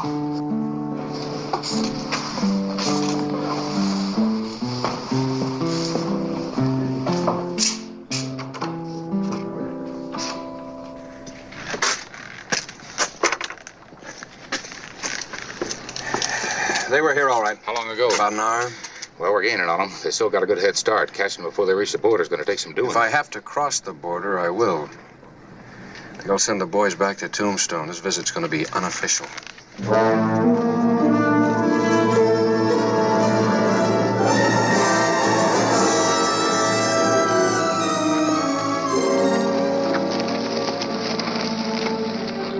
The afternoon of July 12, 1886. Red Rock, New Mexico.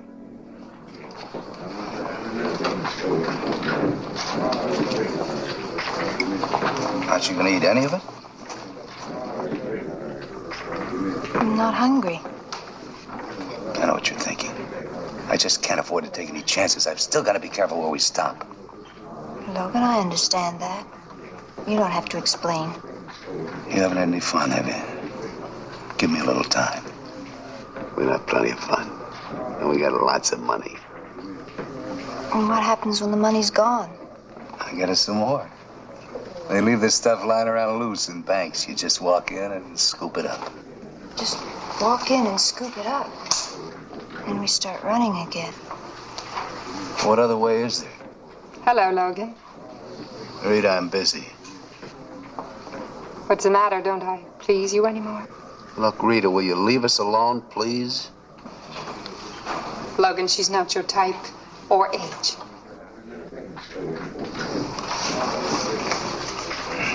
I'm sorry about it.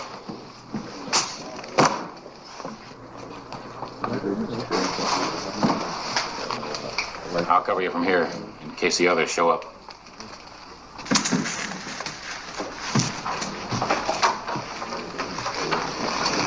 Where are your friends? My friends are hid out. They're afraid of a lawman who might forget about the law and come across the border. This is New Mexico, Hollister. You have no authority here. They have their own laws and they have nothing on me. And if you don't believe me, ask the sheriff at the bar. That doesn't prevent us from having a little talk, does it?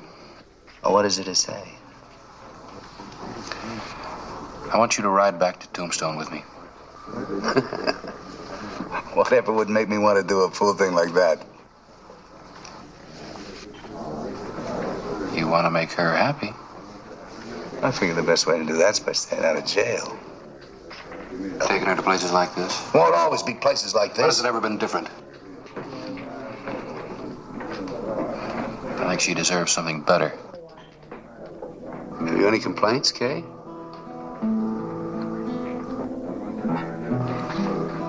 If he did go back, what would happen? You'd have to face a robbery charge. I can't do that, Kay. Don't ask me. Logan, time of your kind's passing.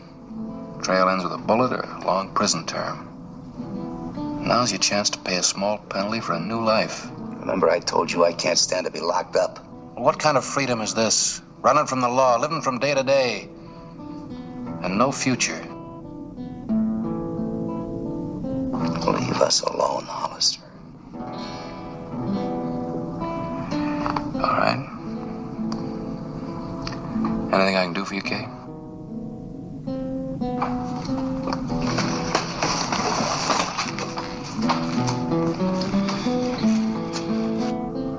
Let's go back.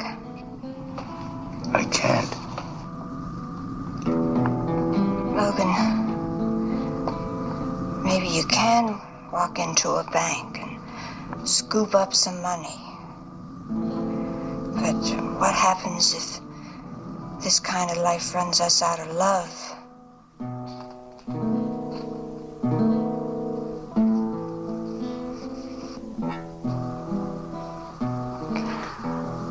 Mr. Hollister, wait.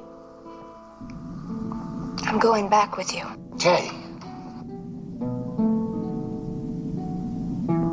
Every time that you rode off, I'd wonder if I'd ever see you alive again. And we'd end up hating each other.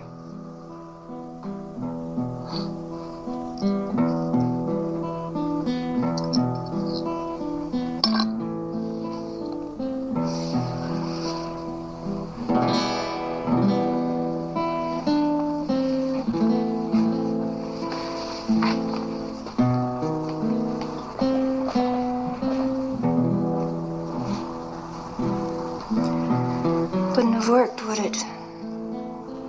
He'll come back if he loves you.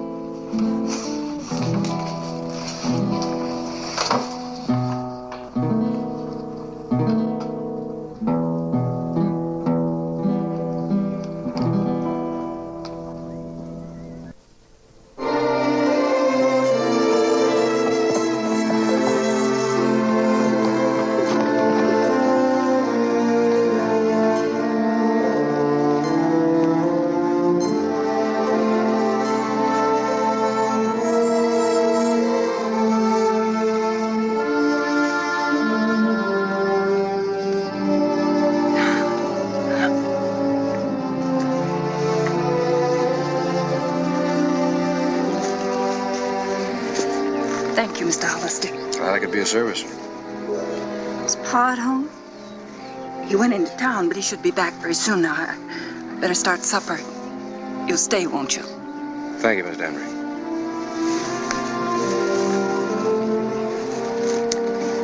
She's worried about what Paul will say. How about you? I'm not any longer. I think I'll ride out and meet him.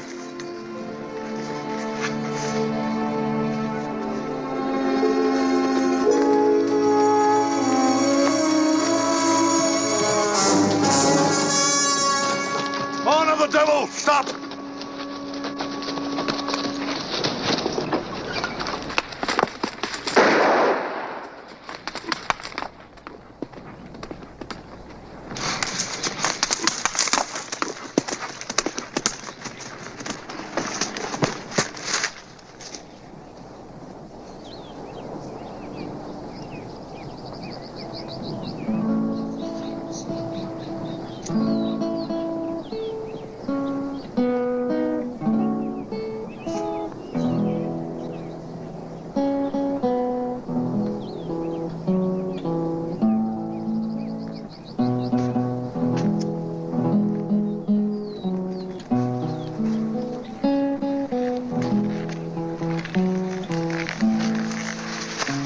Coming in to give himself up.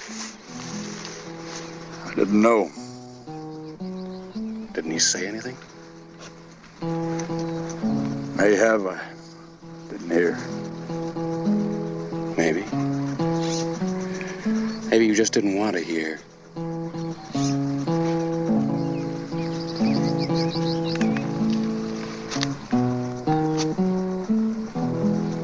How will I be judged? I don't know. But you're gonna have to tell your daughter you killed a man she loved. Here. You better give her this.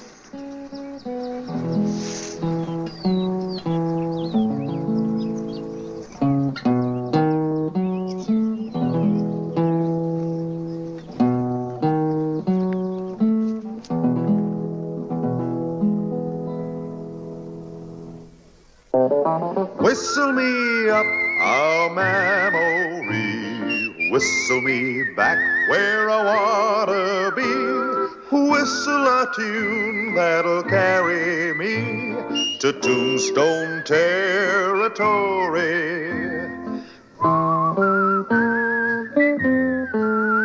If your past has run afoul of the law, it's a handy place to be, 'cause your future's just as good as your draw in Tombstone territory.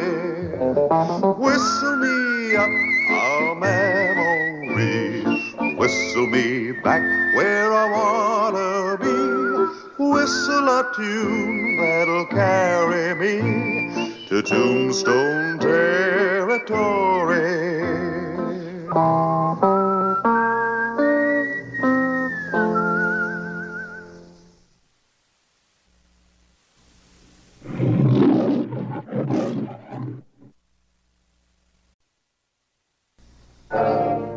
Tombstone, Arizona Territory, March 27, 1882.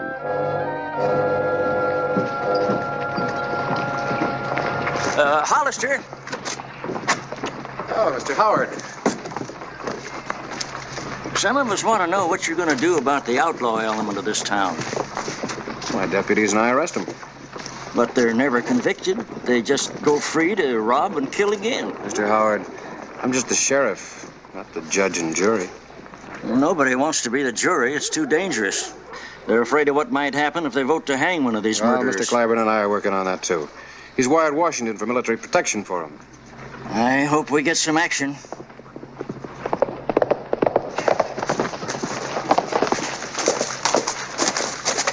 There's Grady. Apaches. At Antelope Springs. Apaches that close? Get all the men you can together. Right, Clay. Fred and I'll ride out with you.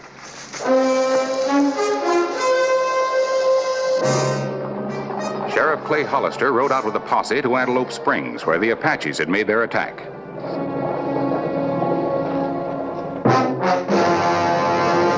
An actual account from the pages of my newspaper, the Tombstone Epitaph.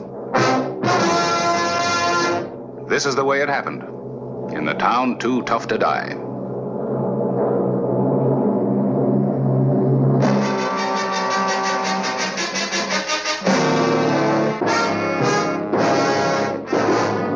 Tombstone Territory.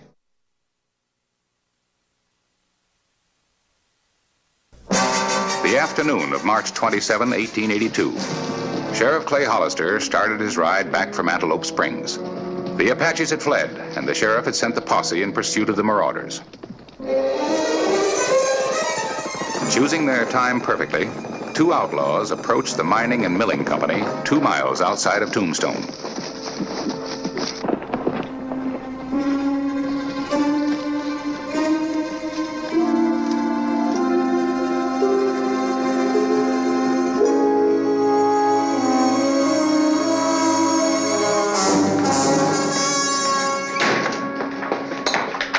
Be obliged if you fill that.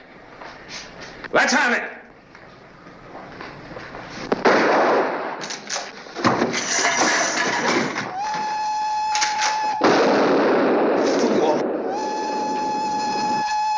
The miners will be coming for their money. Come on.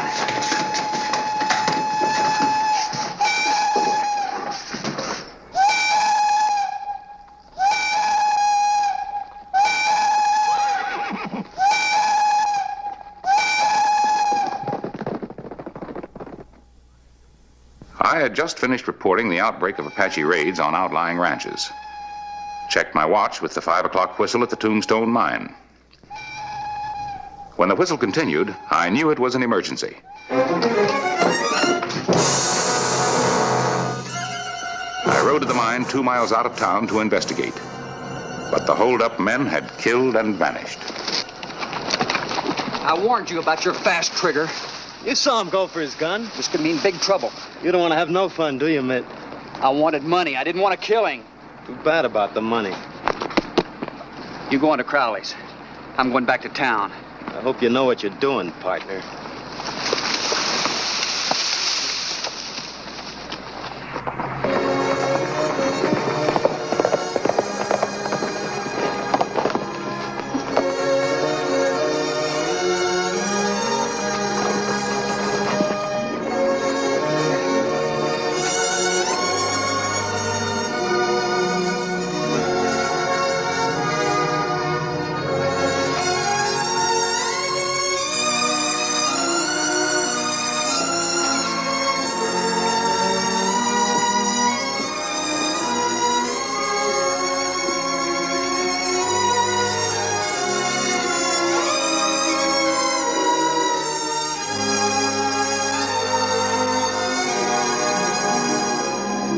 When I got back, the townspeople were demanding action. They told me Clay Hollister had just returned from Antelope Springs. I tell you, they almost got me. That the hat, Clay? That's it, Mr. Clyburn. Not much to go on.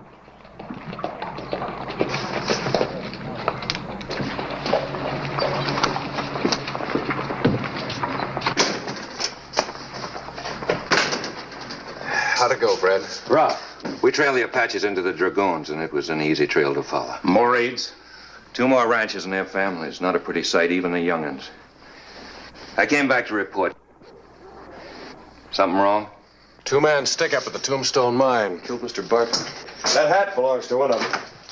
I saw a man without a hat riding across the San Pedro. He was headed towards Crowley's place. Looked like Billy Clyde. Young Billy. He's a hard case. Yeah, everyone thinks that he and Mitt Porter held up that Benson stage. I wonder about Porter. They're probably over at Crowley's place now. It's nothing but a hideout. Do you think Billy and Mitt did it? I'll ask him.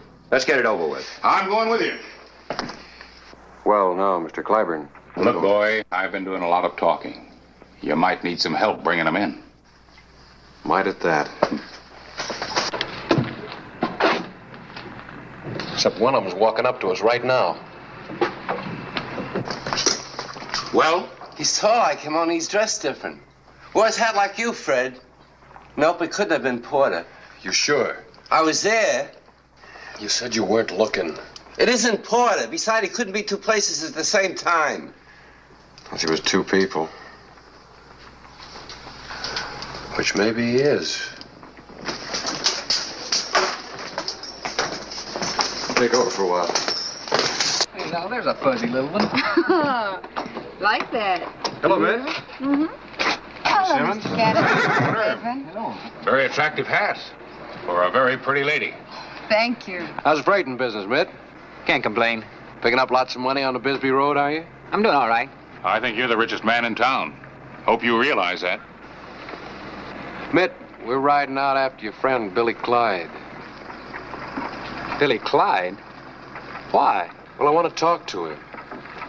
I don't know if it was him or his partner who killed Mr. Barton. Mr. Barton was killed? Well, what makes you think that Billy had anything to do with it? Hat was found. Billy was seen riding for Crowley's ranch bareheaded. Well, I guess that's your problem. It's no problem, Mitt. I figured Billy wanted to talk about things. He won't want to hang alone. Tombstone juries don't hang anybody. Seems they're scared to. Barton was a popular man, Porter. The town's had enough. You want to ride out with us, Mitt? Well, why me? We thought you might have some influence with Billy. Avoid another killing. When are you leaving? Ooh, about an hour. Mr. Porter's not riding with any posse tonight. We're going to choir practice. Fire practice? That's right. Choir practice. Mr. Flavor. Well, we smoked him out. Yeah. What's the matter, Mr. Clyburn? Something wrong? Yeah. I like that fella. We rode immediately to reach Crowley's ahead of Porter. We arrived at sundown, and Clay Hollister scouted the ranch to see if other guns were around. How does it look? I looked all over. Crowley and his boys out there. Probably all in Gaileyville gambling. There's just one man in bed. That has to be Billy. How do you know? He isn't wearing a hat. I'm gonna go get him. Hold on. He'd shoot you without even opening an eye, just out of instinct. Not if I shoot first. Let's take Billy, then we can wait inside for Porter. That is, if Porter shows. He'll show, all right.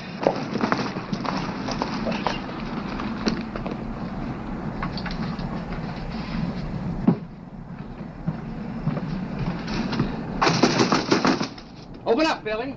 It's me, Mitt. Fred, maybe you better cover the back door. When you get up there, wait. I'll holler out and tell them they're surrounded. Wait. They're organizing a posse. You gotta get going. Where's your horse? Out in the corral? Yeah. I'll be halfway to Mexico before they get here. They wouldn't be coming, Billy, if you hadn't done that killing. Well, now, look who's preaching. I'm surprised you even come up here to warn me. That much I do owe you. But I don't trust you. I don't believe I heard rightly. You don't trust me? That's right. I figure if they get you near the end of a rope, you'll want company. What happens if you get caught?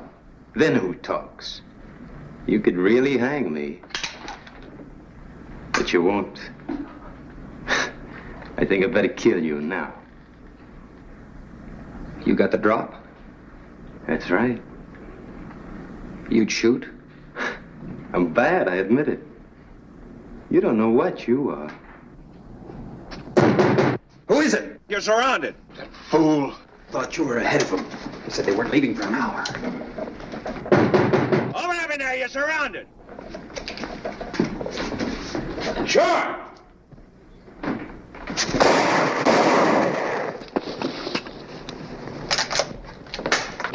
Hold it right there, Billy.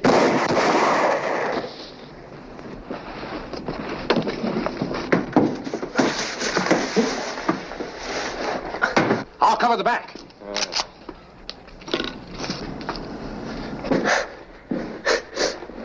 Now I know I'm not gonna hang. I don't know about you. Tell him you did the killing, Billy. Tell him. Tell him. You tell him.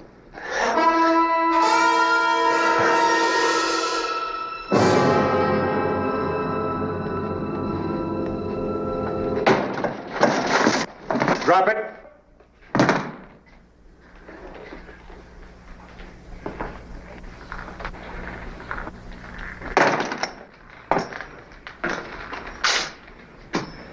You get around, boy.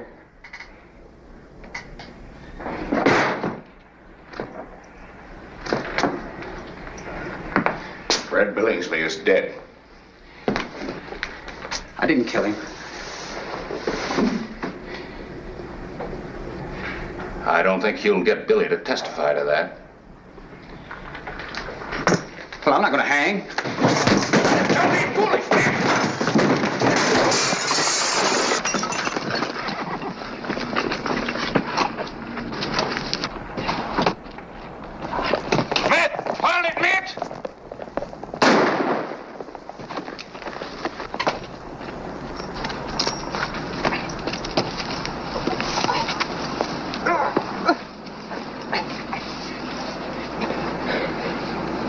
You think he'll live? Well, he's tried for murder, and then who knows?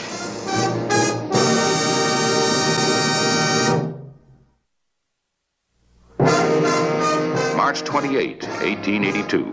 Mitt Porter was under guard in the Tombstone Hospital.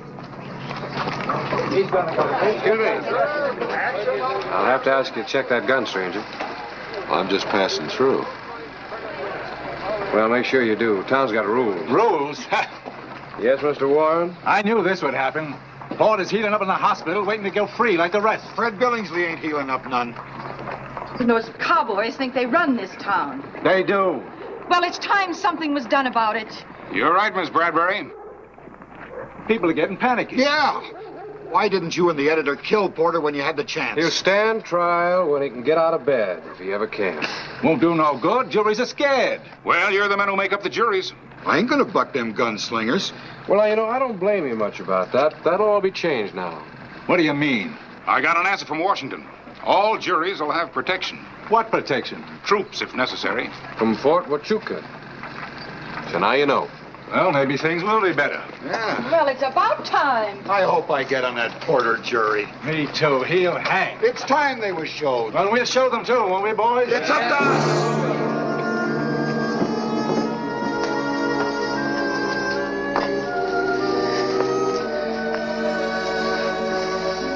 Win, I'm terribly sorry. It's just that I got in so deep. You could have told me.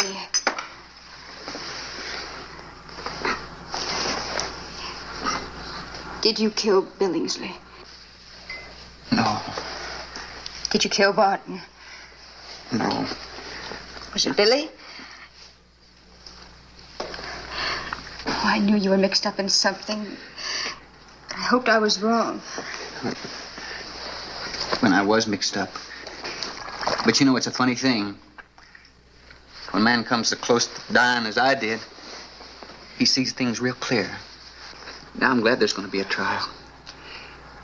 They got to believe I didn't kill anybody. When, after the trial's over, maybe we could go to California. Live respectable. I know I got no right, but I'm proposing.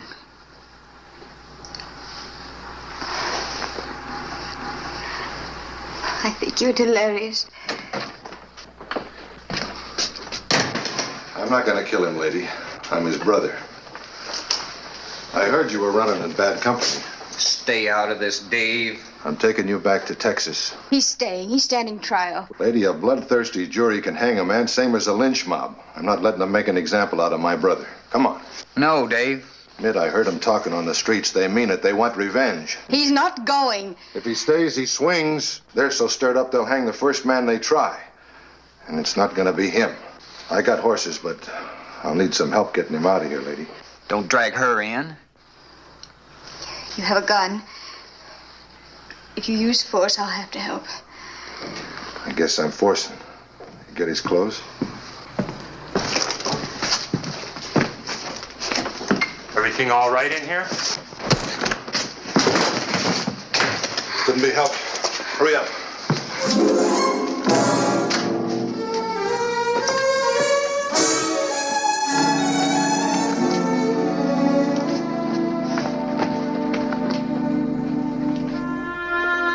Mitt and Dave Porter rode out of Tombstone, trying to cover as many miles as possible before their escape was discovered.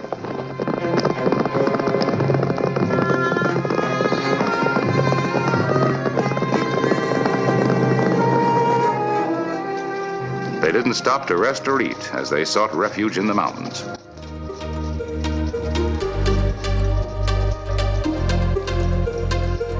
Only desperation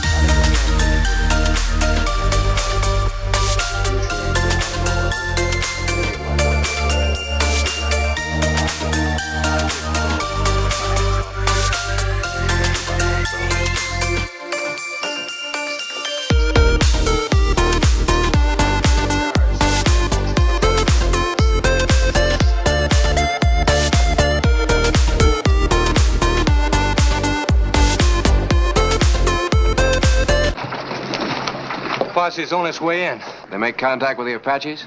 They hit and run. All we did was chase them back in the mountains. Which mountains? The Chiricahuas. The afternoon of March 28. Clay Hollister and I prepared for a long, hard ride and left at once. We didn't have time to wait for the posse. The Porter boys had a big head start, and we tried to close the gap before the going got rough. But we were slowed by the rugged foothills. Their trail told Clay they were still far ahead of us. They led us into hidden ravines and box canyons known only to Indians. We tracked them into the forbidding Chiricahuas, fortress of the murderous Apaches. There was still no sign that they had stopped to rest or eat. It was no longer an easy trail to follow, and it would soon be night when all trails end.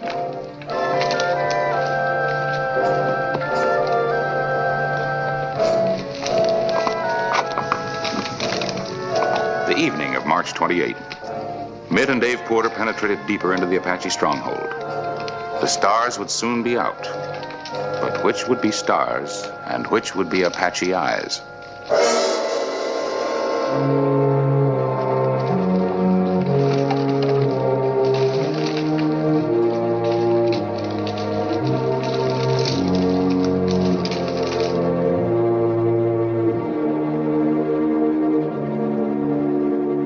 The morning of March 29.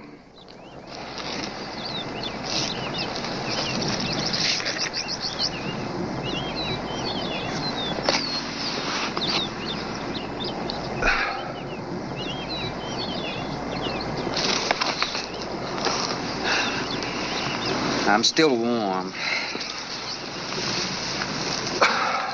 You like eating something? No, go ahead.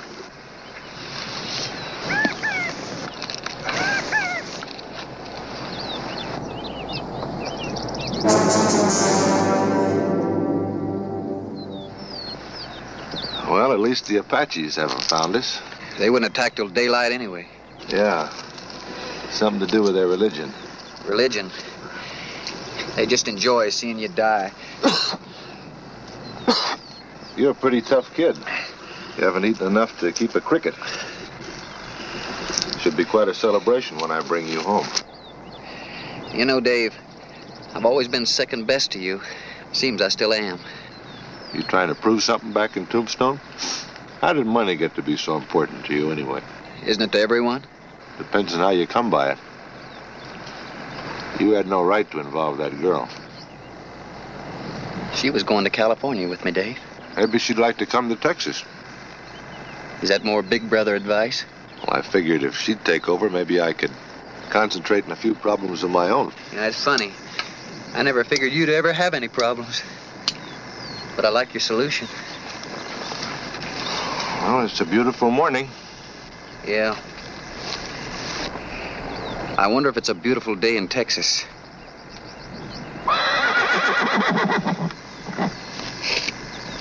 Company. Posse or Apaches?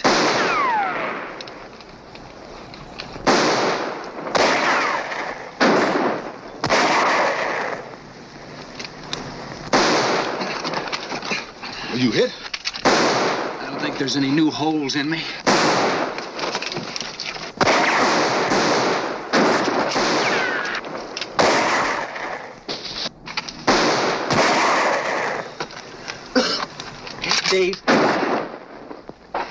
Dave? Yeah? I've never quite learned how to say this. But thanks. We'll make it. I'm out of shells. Dave, you go ahead and run for the horses. I said we'll make it. Do like I tell you. Let me be the family hero just... Mitt!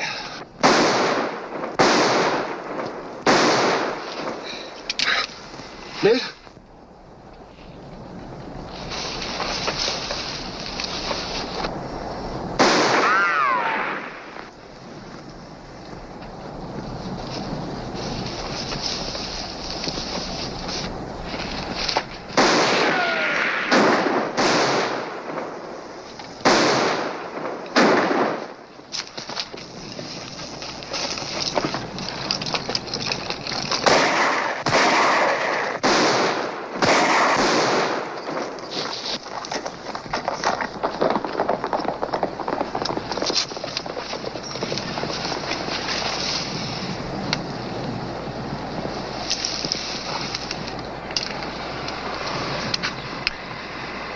He's a long way from Texas.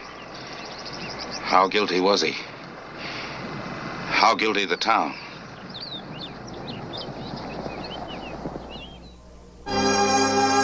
Dave Porter miraculously escaped Texas. We buried his brother Mitt where he was killed in the Chiricahuas. It was no happy ending to a girl's dream of home and family. But that's the way it happened. Mitt Porter made some mistakes in his young life in this young country and learned, as did many residents of Tombstone, that only the town was too tough to die.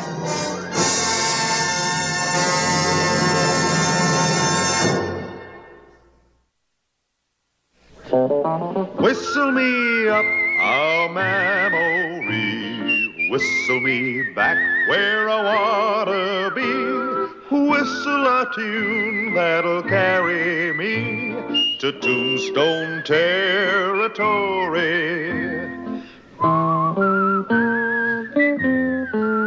If your past has run afoul of the law, it's a handy place to be.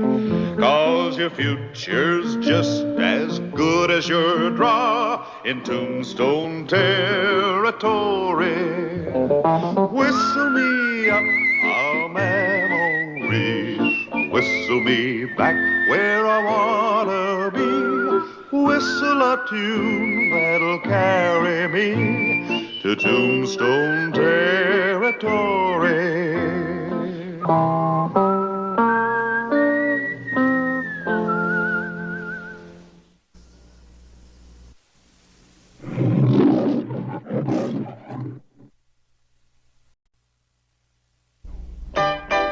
Tombstone, Arizona Territory.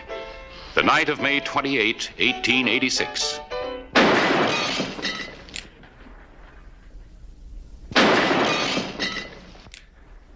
How about that, Sally?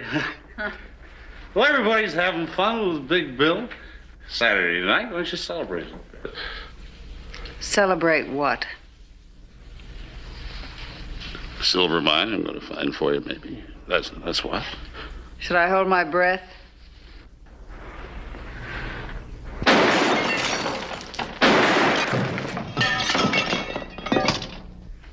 Herman. Herman! We'll pick up a little glass, Herman. And hold.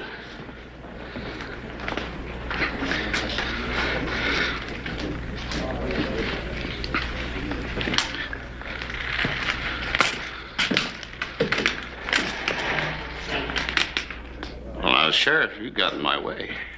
You better call tonight, Bill, before somebody gets hurt. You want to hold a glass, Sheriff? 1, 2. Oh, now. Show me how you want it held. All right.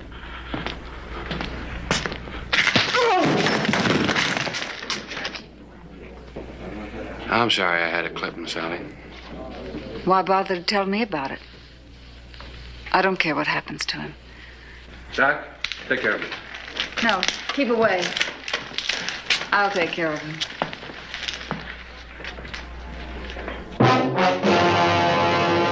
An actual account from the pages of my newspaper, the Tombstone Epitaph. This is the way it happened. In the town too tough to die.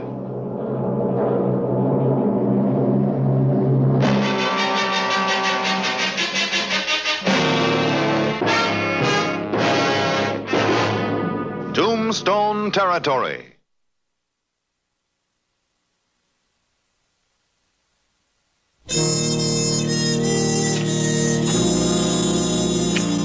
May 29, 1886. Sally.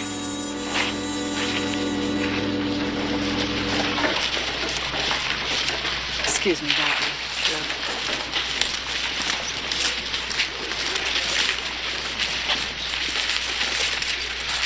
Well? Sally, you're not still mad about what happened in there. It won't work, Bill. I've heard all your promises. I got a regular job now, Sally, working for the water pipe company. Saving for steak. I can't miss this time. There's silver all around us. You wait and see. I'm going to hit pay dirt. You hit pay dirt? You won't hit peanuts. And even if you get the chance, you'll go into the Tivoli and blow it. Sally, listen to me. You listen to me. I'm going to leave here someday. And when I do, it's not going to be with any moth-eaten prospector who's all mind talk and no mind. I'm going to be respectable. I'm going to have a sparkler on this finger that'll blind you in the sun. I'm going to have furs all over me. Now you go back to digging your ditches and leave me alone.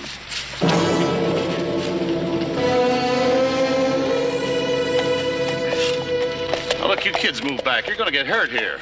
Aw, Bill. Hello, Jerry. Emily. We're not hurting anything, Mr. Hollister. We're just watching. Yeah, well, you better go watch from over there. Can we play around the old Marla house, please, can we? Sure, I guess so nobody else is using it. To keep you off the streets. Thanks, Mr. Hollister. Thanks. I'll be the mother, and you can be the husband coming home from work. I'm not going to be the husband. I'm going to be the sheriff. How you doing, Bill? Fine. What do you got, a broken water pipe? Yeah. Yeah.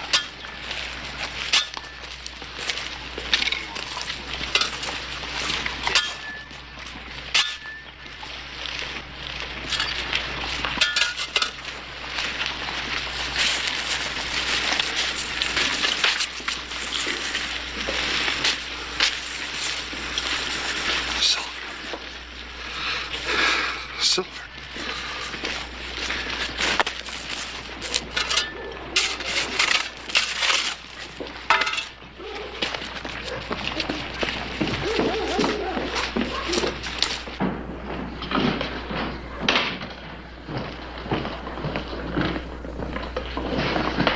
Sally, What are you doing here? Lose your job? I just hit a silver vein rich as they come. What, again? This'll go 8,000 a ton if it goes a dime. Where'd you find it this time? Right out where I was fixing that pipe, right in the middle of Allen Street. Middle of Allen Street. What? Look, that city property, I can't file a claim on it, right? Right. The Marlowe house is right next to where I was digging. You can buy it for $1,600. 1,600. So, Sally, you told me once you had a little nest egg put by. Bill, if you don't get out of here and quit wasting my time, I'll throw you out. You said you had $2,000. Sally, this can mean $500,000 to us, maybe better. Bill. Look, the house is only 40 feet away from where I was digging. Now, if you owned it, I could tunnel under the street. Nobody'd ever know the difference. The silver, we'd have to sell it in some other town. Tucson, that's easy. What's in it for me? 20 cents on every dollar I take out. Make it 50. Okay, baby. I'm not going to argue the split with you. I'm going to ask you to marry me. First 5,000 I take out of that mine. I want 10. Okay. What's the matter, baby? The pipe repair job you were working on. Won't one of the other workers discover the silver ore? I covered it all up. I'll fix it tonight. Well, let's have a drink, partner. Okay, partner. Hi, Sheriff. Have a drink? No, thanks, Bill. You particular who you drink with? I just have to finish my rounds. You know, Hollister, I'm going to hit it big out here one day. I'm going to have money coming out of every pocket. I'm going to own half a Tombstone. Don't pay any attention to him, Sheriff. You know, some of them start drinking early. Start running off at the mouth. Now, why don't you be a very nice boy and say goodbye to the sheriff before you get into trouble again? See? Why don't you make me a deputy? I could do worse.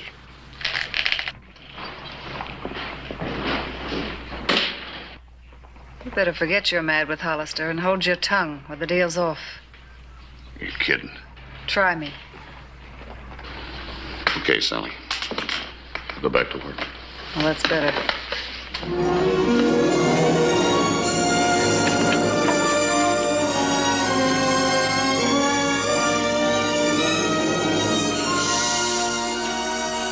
June 14, 1886. The unique mining operation began with Sally's purchase of the old Marlowe place as a home. The lumber for shoring the shaft and tunnel was brought in as new flooring ordered by Miss Sally Wilson for repairs on the old house. Life on Allen Street went on as usual, nobody dreaming that inside the house a shaft would soon extend down to a depth of 10 feet. And that from the bottom of the shaft, a tunnel would extend over 40 feet to a point beneath the street where Big Bill had made his discovery. There was another problem. The dirt had to be carted away secretly. August 10, 1886. The silver deposit was reached.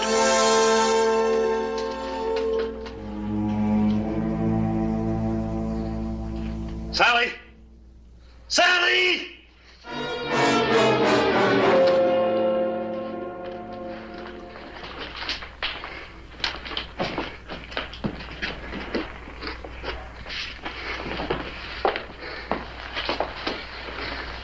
You know, it's a funny thing.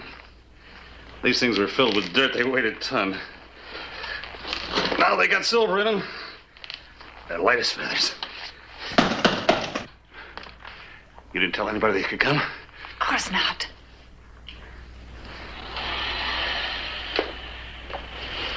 Who is it? Me, Sally, Clay. Want to talk to you a minute. Well, just a minute, Clay. I'll be right with you.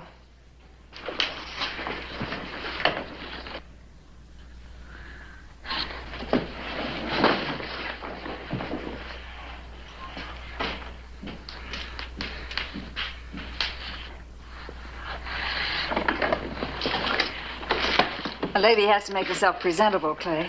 May I come in? Sure.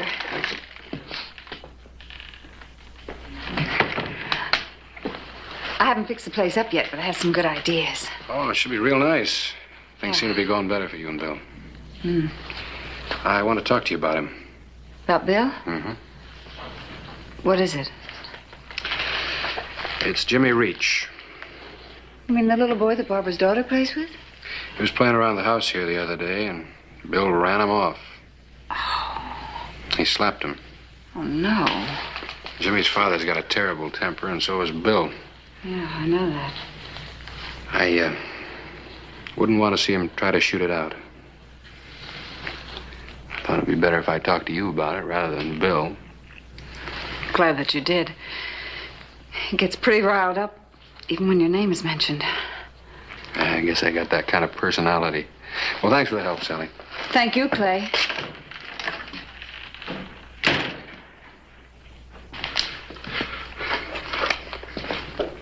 You were standing right over it, honey. We're getting lucky all the way around. Why'd you slap Jimmy? Well, he was getting near our diggings. So Hollister shows up. These are big stakes. Don't be a fool and give them away, Bill. Now get back to work. The morning of September 2, Big Bill took out enough silver to make a down payment on an important purchase.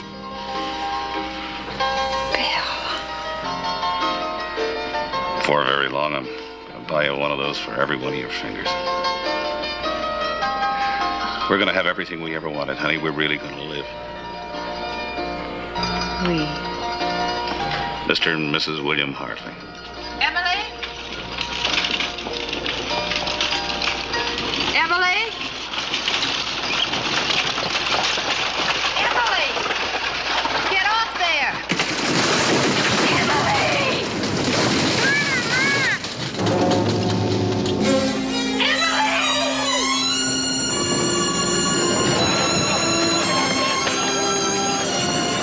It's a tunnel. No!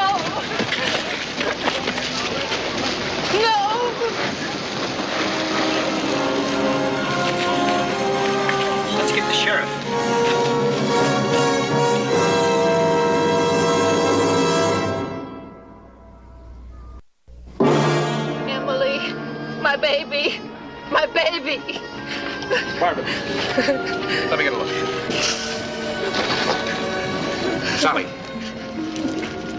Take care of it. Come on, honey. Everything's gonna be all right. It's all my fault. I should have watched her closer. That's a mother's job. Come on, Barbara. Come on.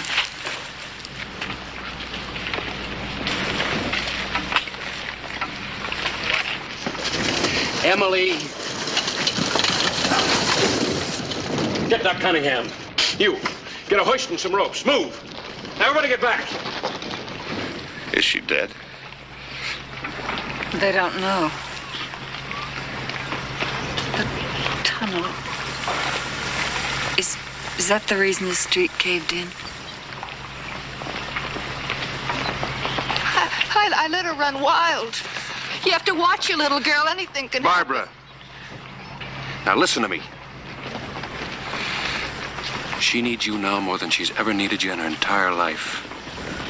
I want you to talk to her quietly. Her mother's voice could be very important to her.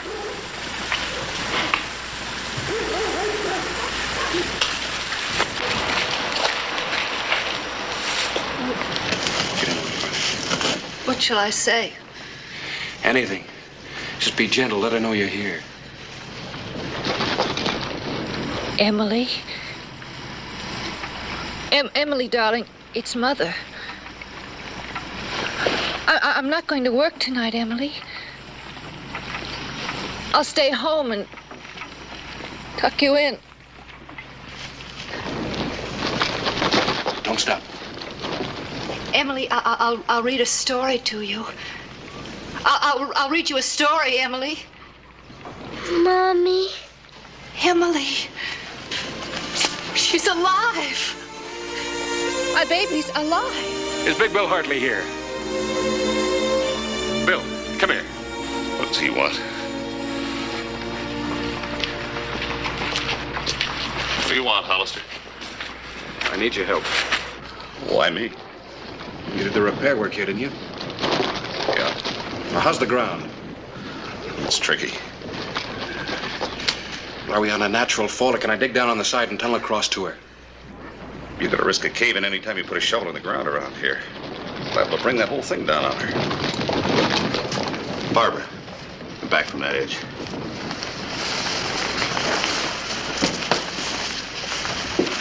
You didn't have to go down that far for the water line, did you? Of course not. And why's the hole so deep? Well, how do I know? Could be a natural fault, an old well, a spring. Could be anything. You got any ideas about getting her out? A rope around her waist might work. Not if she's pinned. Yeah, well, maybe she isn't. Too tricky to get down there. We'll get a loop. Bill, are we going to have to tell about the tunnel? No, we'll get the kid out. Are you sure? Now, don't get mixed up, Sally. What we got is ours. We find that silver mine, we got nothing. We'll get the kid out. Big Bill Hartley and Sally kept their secret about the tunnel from the old Marlowe house to the mine, through which the girl could have been reached.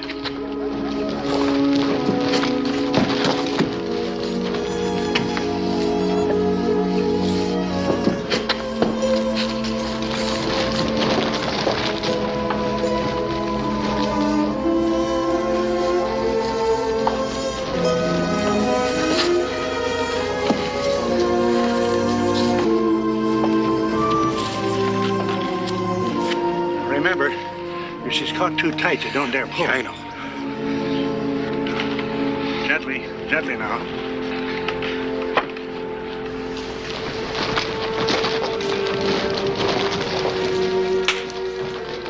Easy.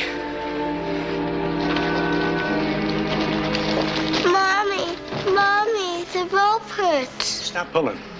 You can't get her out that way. You've got to think of something else.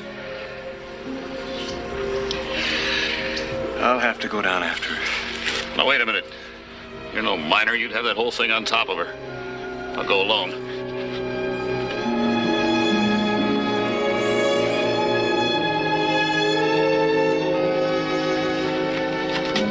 All right.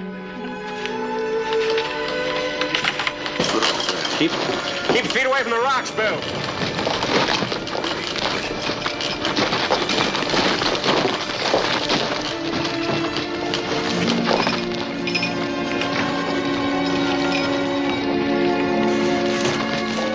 shovel. You're gonna be all right, honey.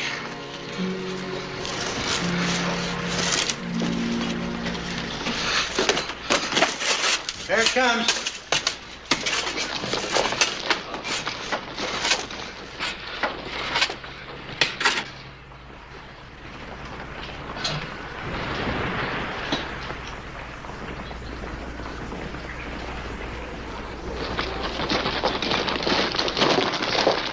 How's it going, Bill? Slow. You want me to spell you? No. No. I'll stay down here alone.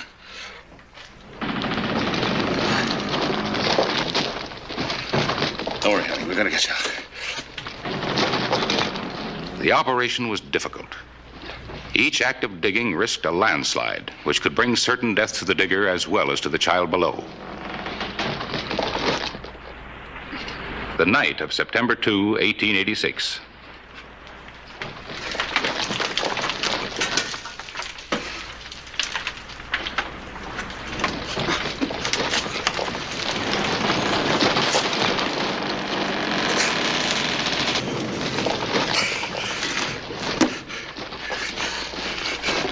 Soon, honey.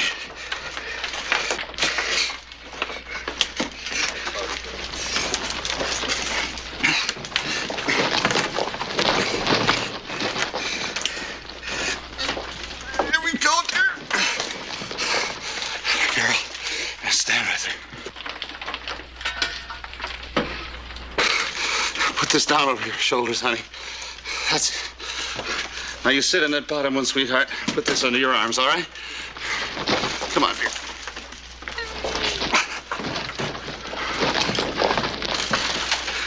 Sheriff! Aye. We got it. Billy! Take her arm out of there. Okay. All right.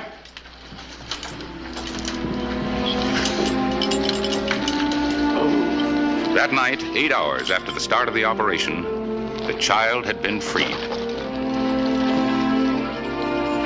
Easy. Easy. Mommy. My baby's alive.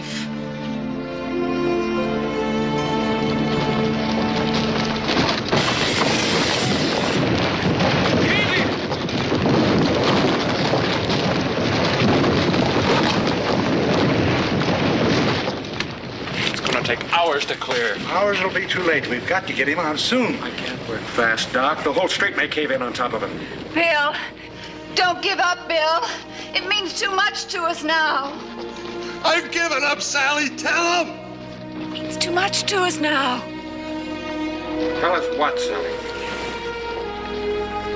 Nothing, Clay. He's delirious.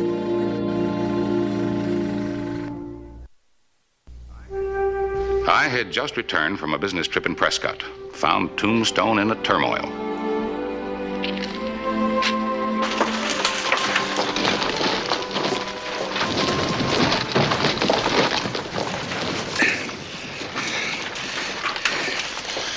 How's it going, Bill?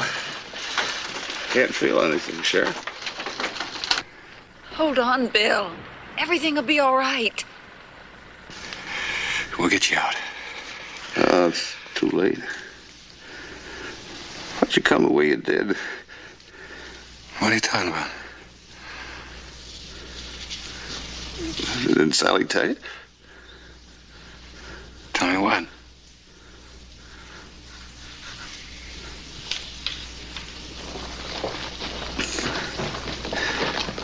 This is a tunnel between our house and the mine.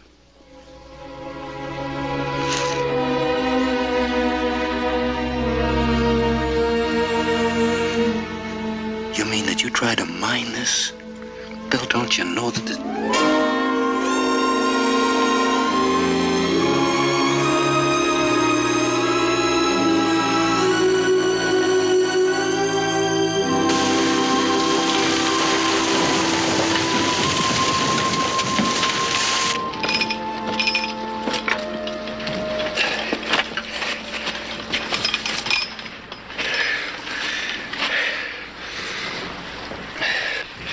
anything I can do? No, thanks, Harris. We'll get him out now to bury him. They had a mine. They were mining here? This is just an isolated pocket. Pachuca Water Company found it when they laid the pipe 4 years ago. Rich ore, no vein. It wasn't even worth digging up the street. Sally, there's a man dead and you could have saved him. We're going to have a long talk. I'll be around.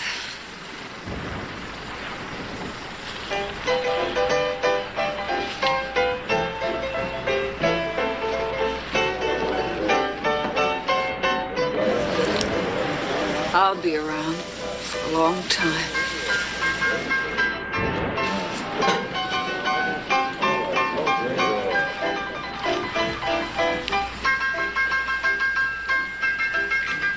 Silver. Looks like dirt.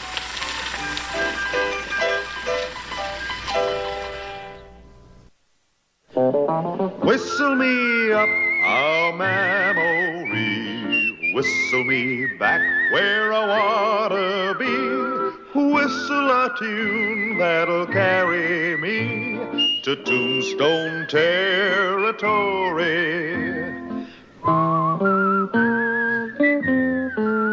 If your past has run afoul of the law, it's a handy place to be, 'cause your future's just as good as your draw in Tombstone territory. Whistle me up a memory, whistle me back where I wanna be, whistle a tune that'll carry me to Tombstone territory.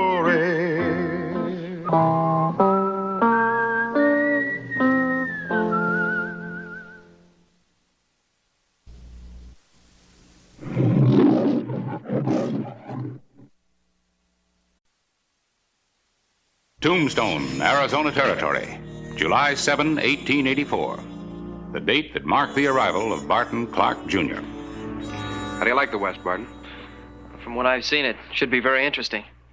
Glad my father was finally convinced that I should learn more about life. Under controlled conditions, of course. Oh? Oh, Dad's quite a remarkable man. Yeah, I can vouch for that, Clay. I had wanted Barton here to help me out over at the epitaph, but... Well, no offense, Mr. Cliburn, but I certainly would like a job here. Here? Yes, sir. Could I be one of your deputies? Well, Lee here's my regular, and I have other good, experienced men to call on. Well, I'll do anything for no pay. All right. If you don't mind starting at the bottom, I guess I could use a handyman, jailer.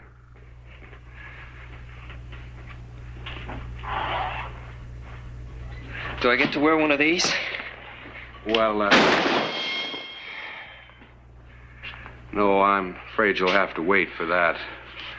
My ceiling couldn't stand it. An actual account from the pages of my newspaper, the Tombstone Epitaph. This is the way it happened, in the town too tough to die.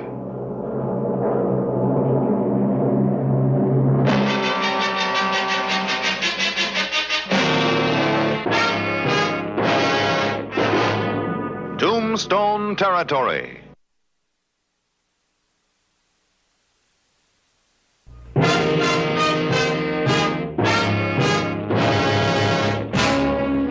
The afternoon of July 7, 1884. Clay Hollister painstakingly explained the operation of the sheriff's office. Barton Clark, Jr. was a good student. Now, there's certain rules of safety that have to be observed with the prisoners. Remember, they're all in there for a reason. Yes, sir. Now, you always walk down the center of the corridor, never close to the cell doors.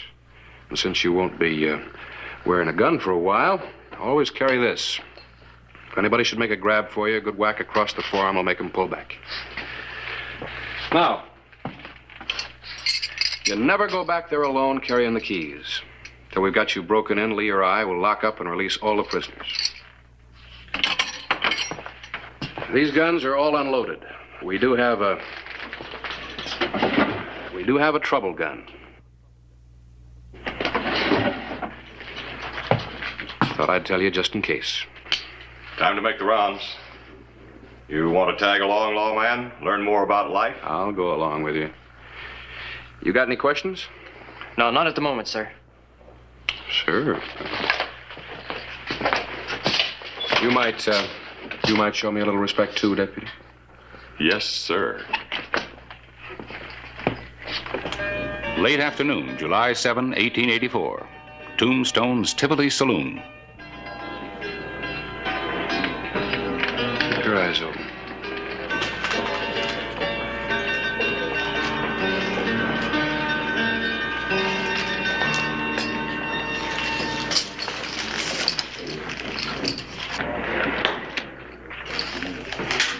Mi amor, mi corazón.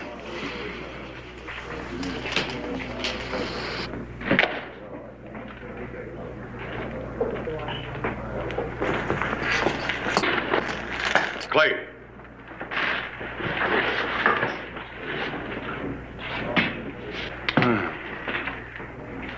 This the new boy?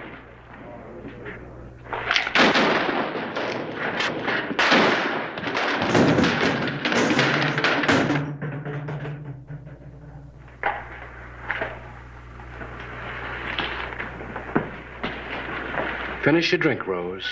Rose? Yeah. Rosa Rio Bravo.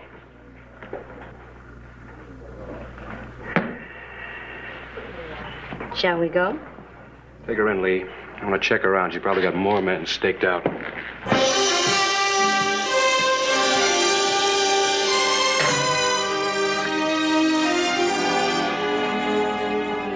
Rose of Rio Bravo, wanted for crimes from rustling to robbery, and with a record of countless love affairs and daredevil escapes, was again under lock and key. Well, here we are again, Clay. Yeah, you must feel quite at home. I've seen better. And worse. You know that. Well, I hope you're comfortable. Mi amor.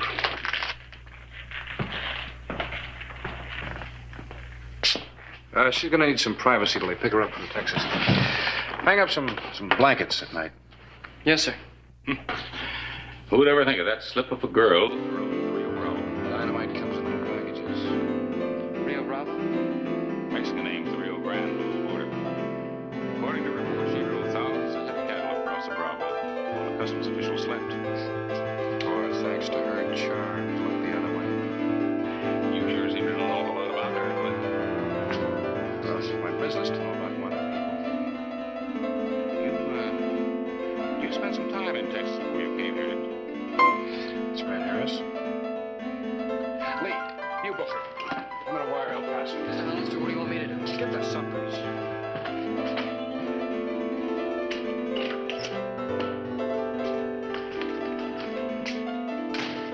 think I got everything. I won't have to feed her long. We're hearing from El Paso in the morning. Hold it, kid. Yeah, you've always got to count the silverware. Bent forks open in the 8 o'clock. Oh, and incidentally, be careful of Rose. She's walked out of stronger jails than this one. Yes, sir.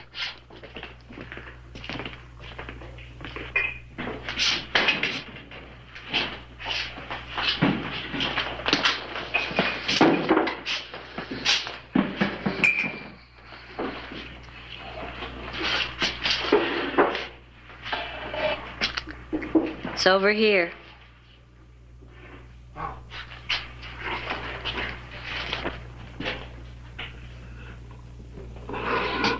Supper, ma'am. Just pass it through.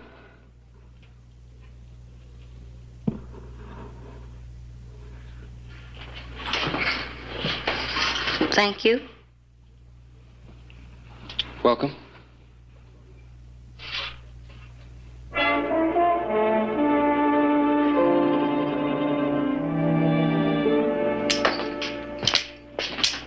Did you take out the loads? Yes, sir. Only a tenderfoot would fiddle around with a loaded gun. You better go pick up the dishes. Yes, sir.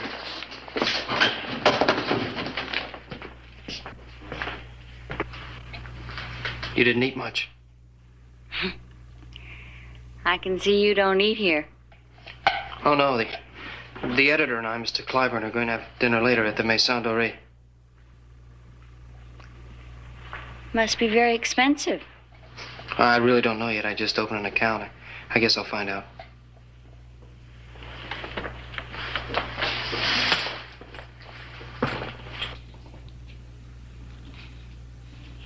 You're very interesting for a lawman. You dress well. I like that. Thank you. Would you do me a favor? Anything. Within reason. Well, I'm tired of these things. I guess they weren't a very good disguise anyway. What's this? My sizes and what I need to be a woman again. One petticoat, one pair. You don't mind shopping for a lady, do you? Oh, no. Here. Keep it. You keep it, Rose. You're in enough trouble already. Thank you.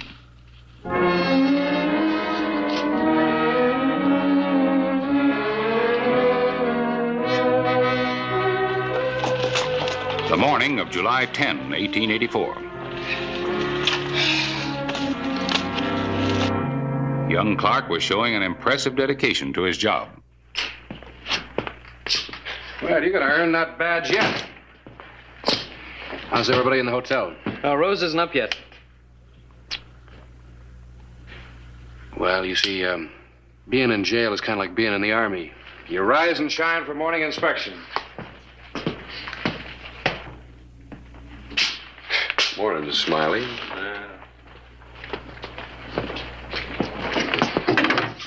Anybody home? Be right there.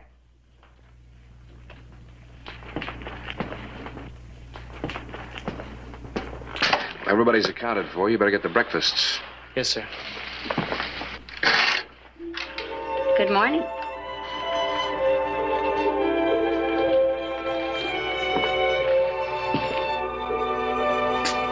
Good morning.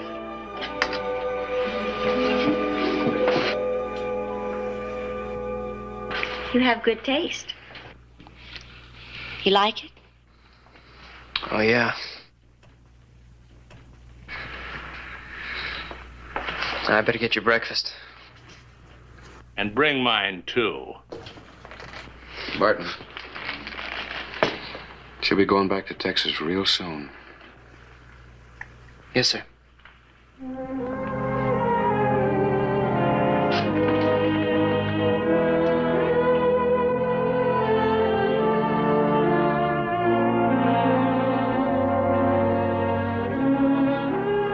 The evening of July 15. Extradition proceedings were delayed. Rose of Rio Bravo had been in the Tombstone jail a week.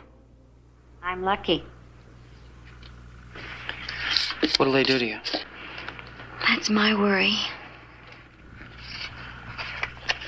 Oh, you don't have to.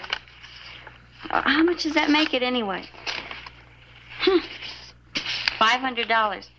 I don't think I've ever seen that much money. Not that it'll do me much good now. What about the cattle? What cattle? The stolen cattle. You did steal them, didn't you? You believe that, too? Let me tell you the truth, Barton. My father used to bring in cattle from Mexico and drive them north to market. It was a way of life. Then came the crooked politicians.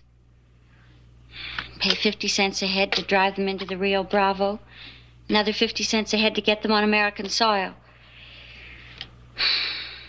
Tribute to Mexican officials, tribute to American officials. So what do? But that still doesn't give you the right to steal. Steal? You drive them across at night and risk being shot at in the bargain. Graft, nothing but graft on both sides of the border. What about the other men? What other men? No. Men just seem to want to marry me. I win again. Yeah. Want a deal?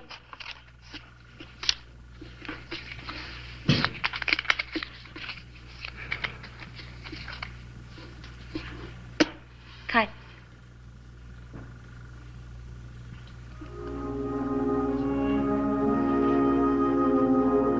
Yes, Mr. Clark.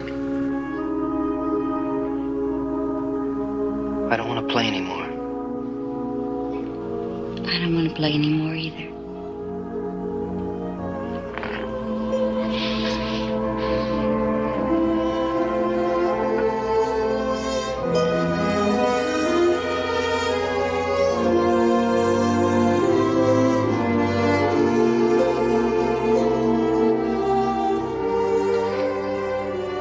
Don't fall in love with me.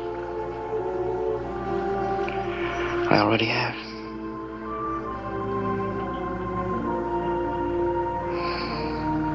Mi amor, mi corazón.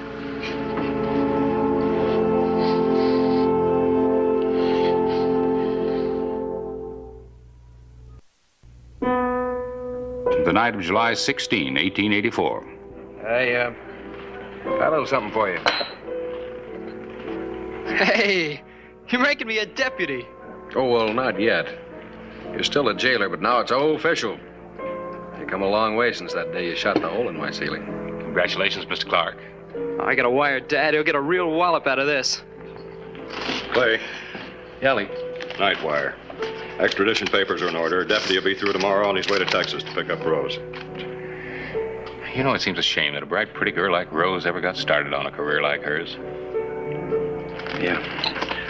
Call it a night, Lee. I'll take the late rounds. Right. Hey, Lee.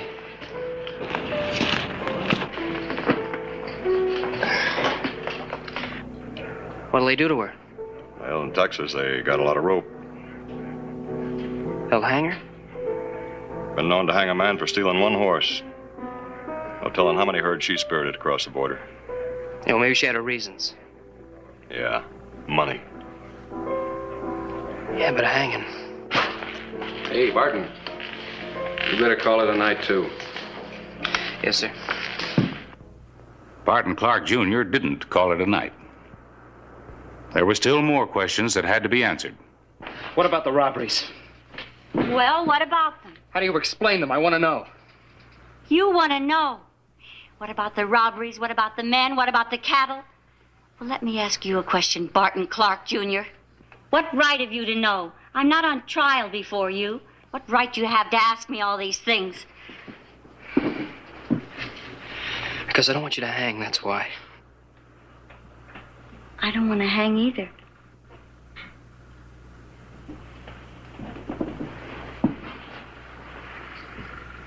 Above all, I don't want to hang now. There's nothing you can do.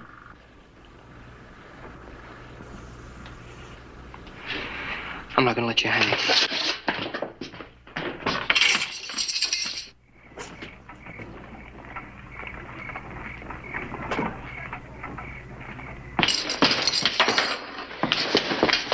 Here, you'll need money. You better take this. Barton, come with me. I can't. We'll meet later. I'll try to cover this somehow.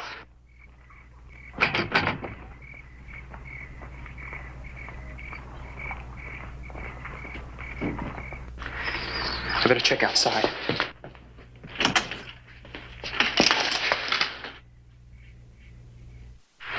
No, Rose. Not this time.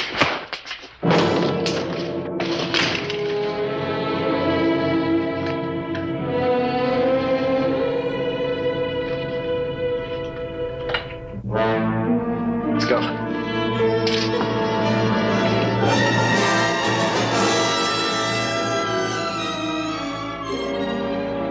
Let's go.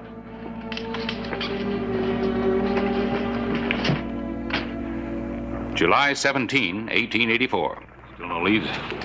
Lee's checking. He sure gave up an awful lot for her. I don't know what to wire his father. Well, he wanted Barton to learn about life, didn't he? With Rose, he's learning. How much money do you have with him? I don't know. A few thousand, I guess. He's got a fortune set up for him in trust, his inheritance. Yeah, at least she can't get her hands on that. How's ahead? Fine, just fine. Clay, Yeah? your wire's paid off. They took a train from Tucson to Los Angeles. Los Angeles? Yeah, he's probably trying to lose themselves in the city. Well, they're about to be found. That's my favorite gun. I'm going with you. It's up to you. I gotta. His father said something else.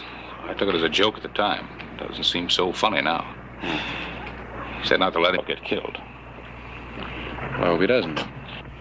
Clay Hollister and I took the stage to Tucson and the first train to Los Angeles. July 21, 1884, the City of Angels. But the girl we were looking for didn't wear wings. July 22. If they were still in Los Angeles, they had covered their whereabouts well. Well, there's not many hotels left. I'll go check those at the other end of Main All right, Street. remember, she's probably disguised as a boy.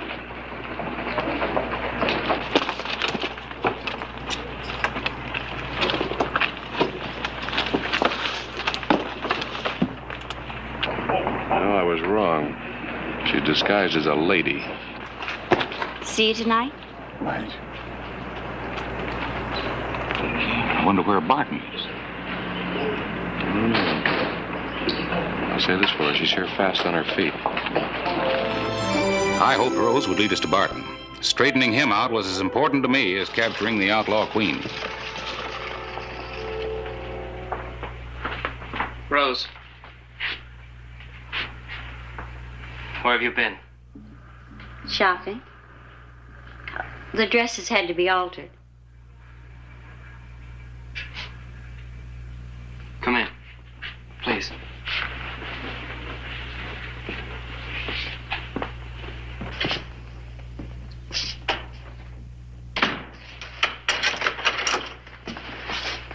I thought we'd better eat in. Maybe leave for San Francisco tomorrow. We can't be too careful. I don't want to leave yet. Well, I have a feeling we should. Can we afford San Francisco? I found somebody that would cash one of my checks. Dad'll be finding out about it soon. I'll get a job. The house detective informed us 2 people answering their descriptions registered under different names. We warned him that they were armed. Locked, but they're in there. Any other way in? Balcony. Show me. You wait here. Clay, no shooting unless you have to. Naturally, I've been thinking how wrong it was, what we did back there. Yet I've never been happier. You're a smart young man, Barton. Don't trust me too far.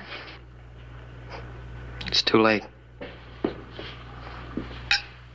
To us?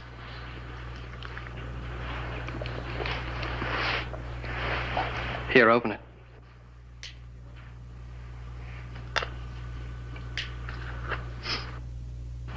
It's beautiful.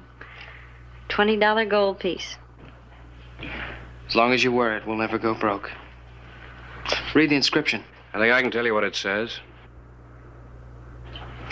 Mi amor, mi corazón, huh?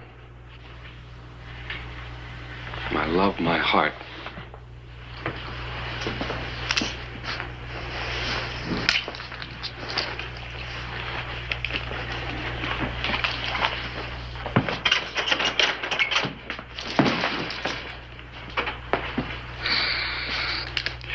All right, Harris, keep an eye on her. She's got my other gun around here somewhere.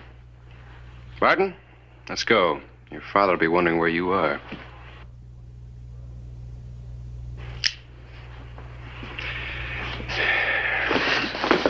Hold it!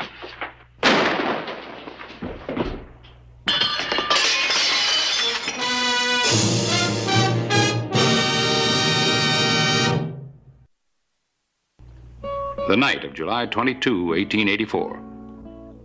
Where's Rose? He's in jail again. Dad always said look for the good in people. There's a lot of good in Rose. A lot of bad in me, I guess. Sorry, Clay. You better not talk anymore. You're a newspaper man. You have a pencil and paper. My last will and testament. I'll leave all my inheritance to Rose. Well, Barton, your will won't be necessary. The doctor says you're going to live. But I'll have to take you back. There are going to be charges. I can face those. It's Dad. I don't blame you. But remember, like you said, he's a remarkable man. He's asleep. He's going to be all right. Won't take him as long to get over that bullet hole as it will to get over Rose. How long did it take you? Or did you?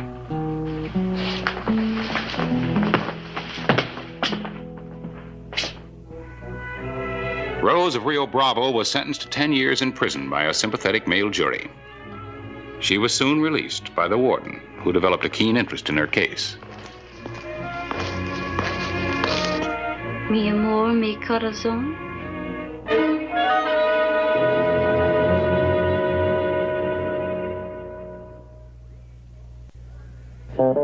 Whistle me up a memory, whistle me back where I wanna be, whistle a tune that'll carry me to Tombstone territory.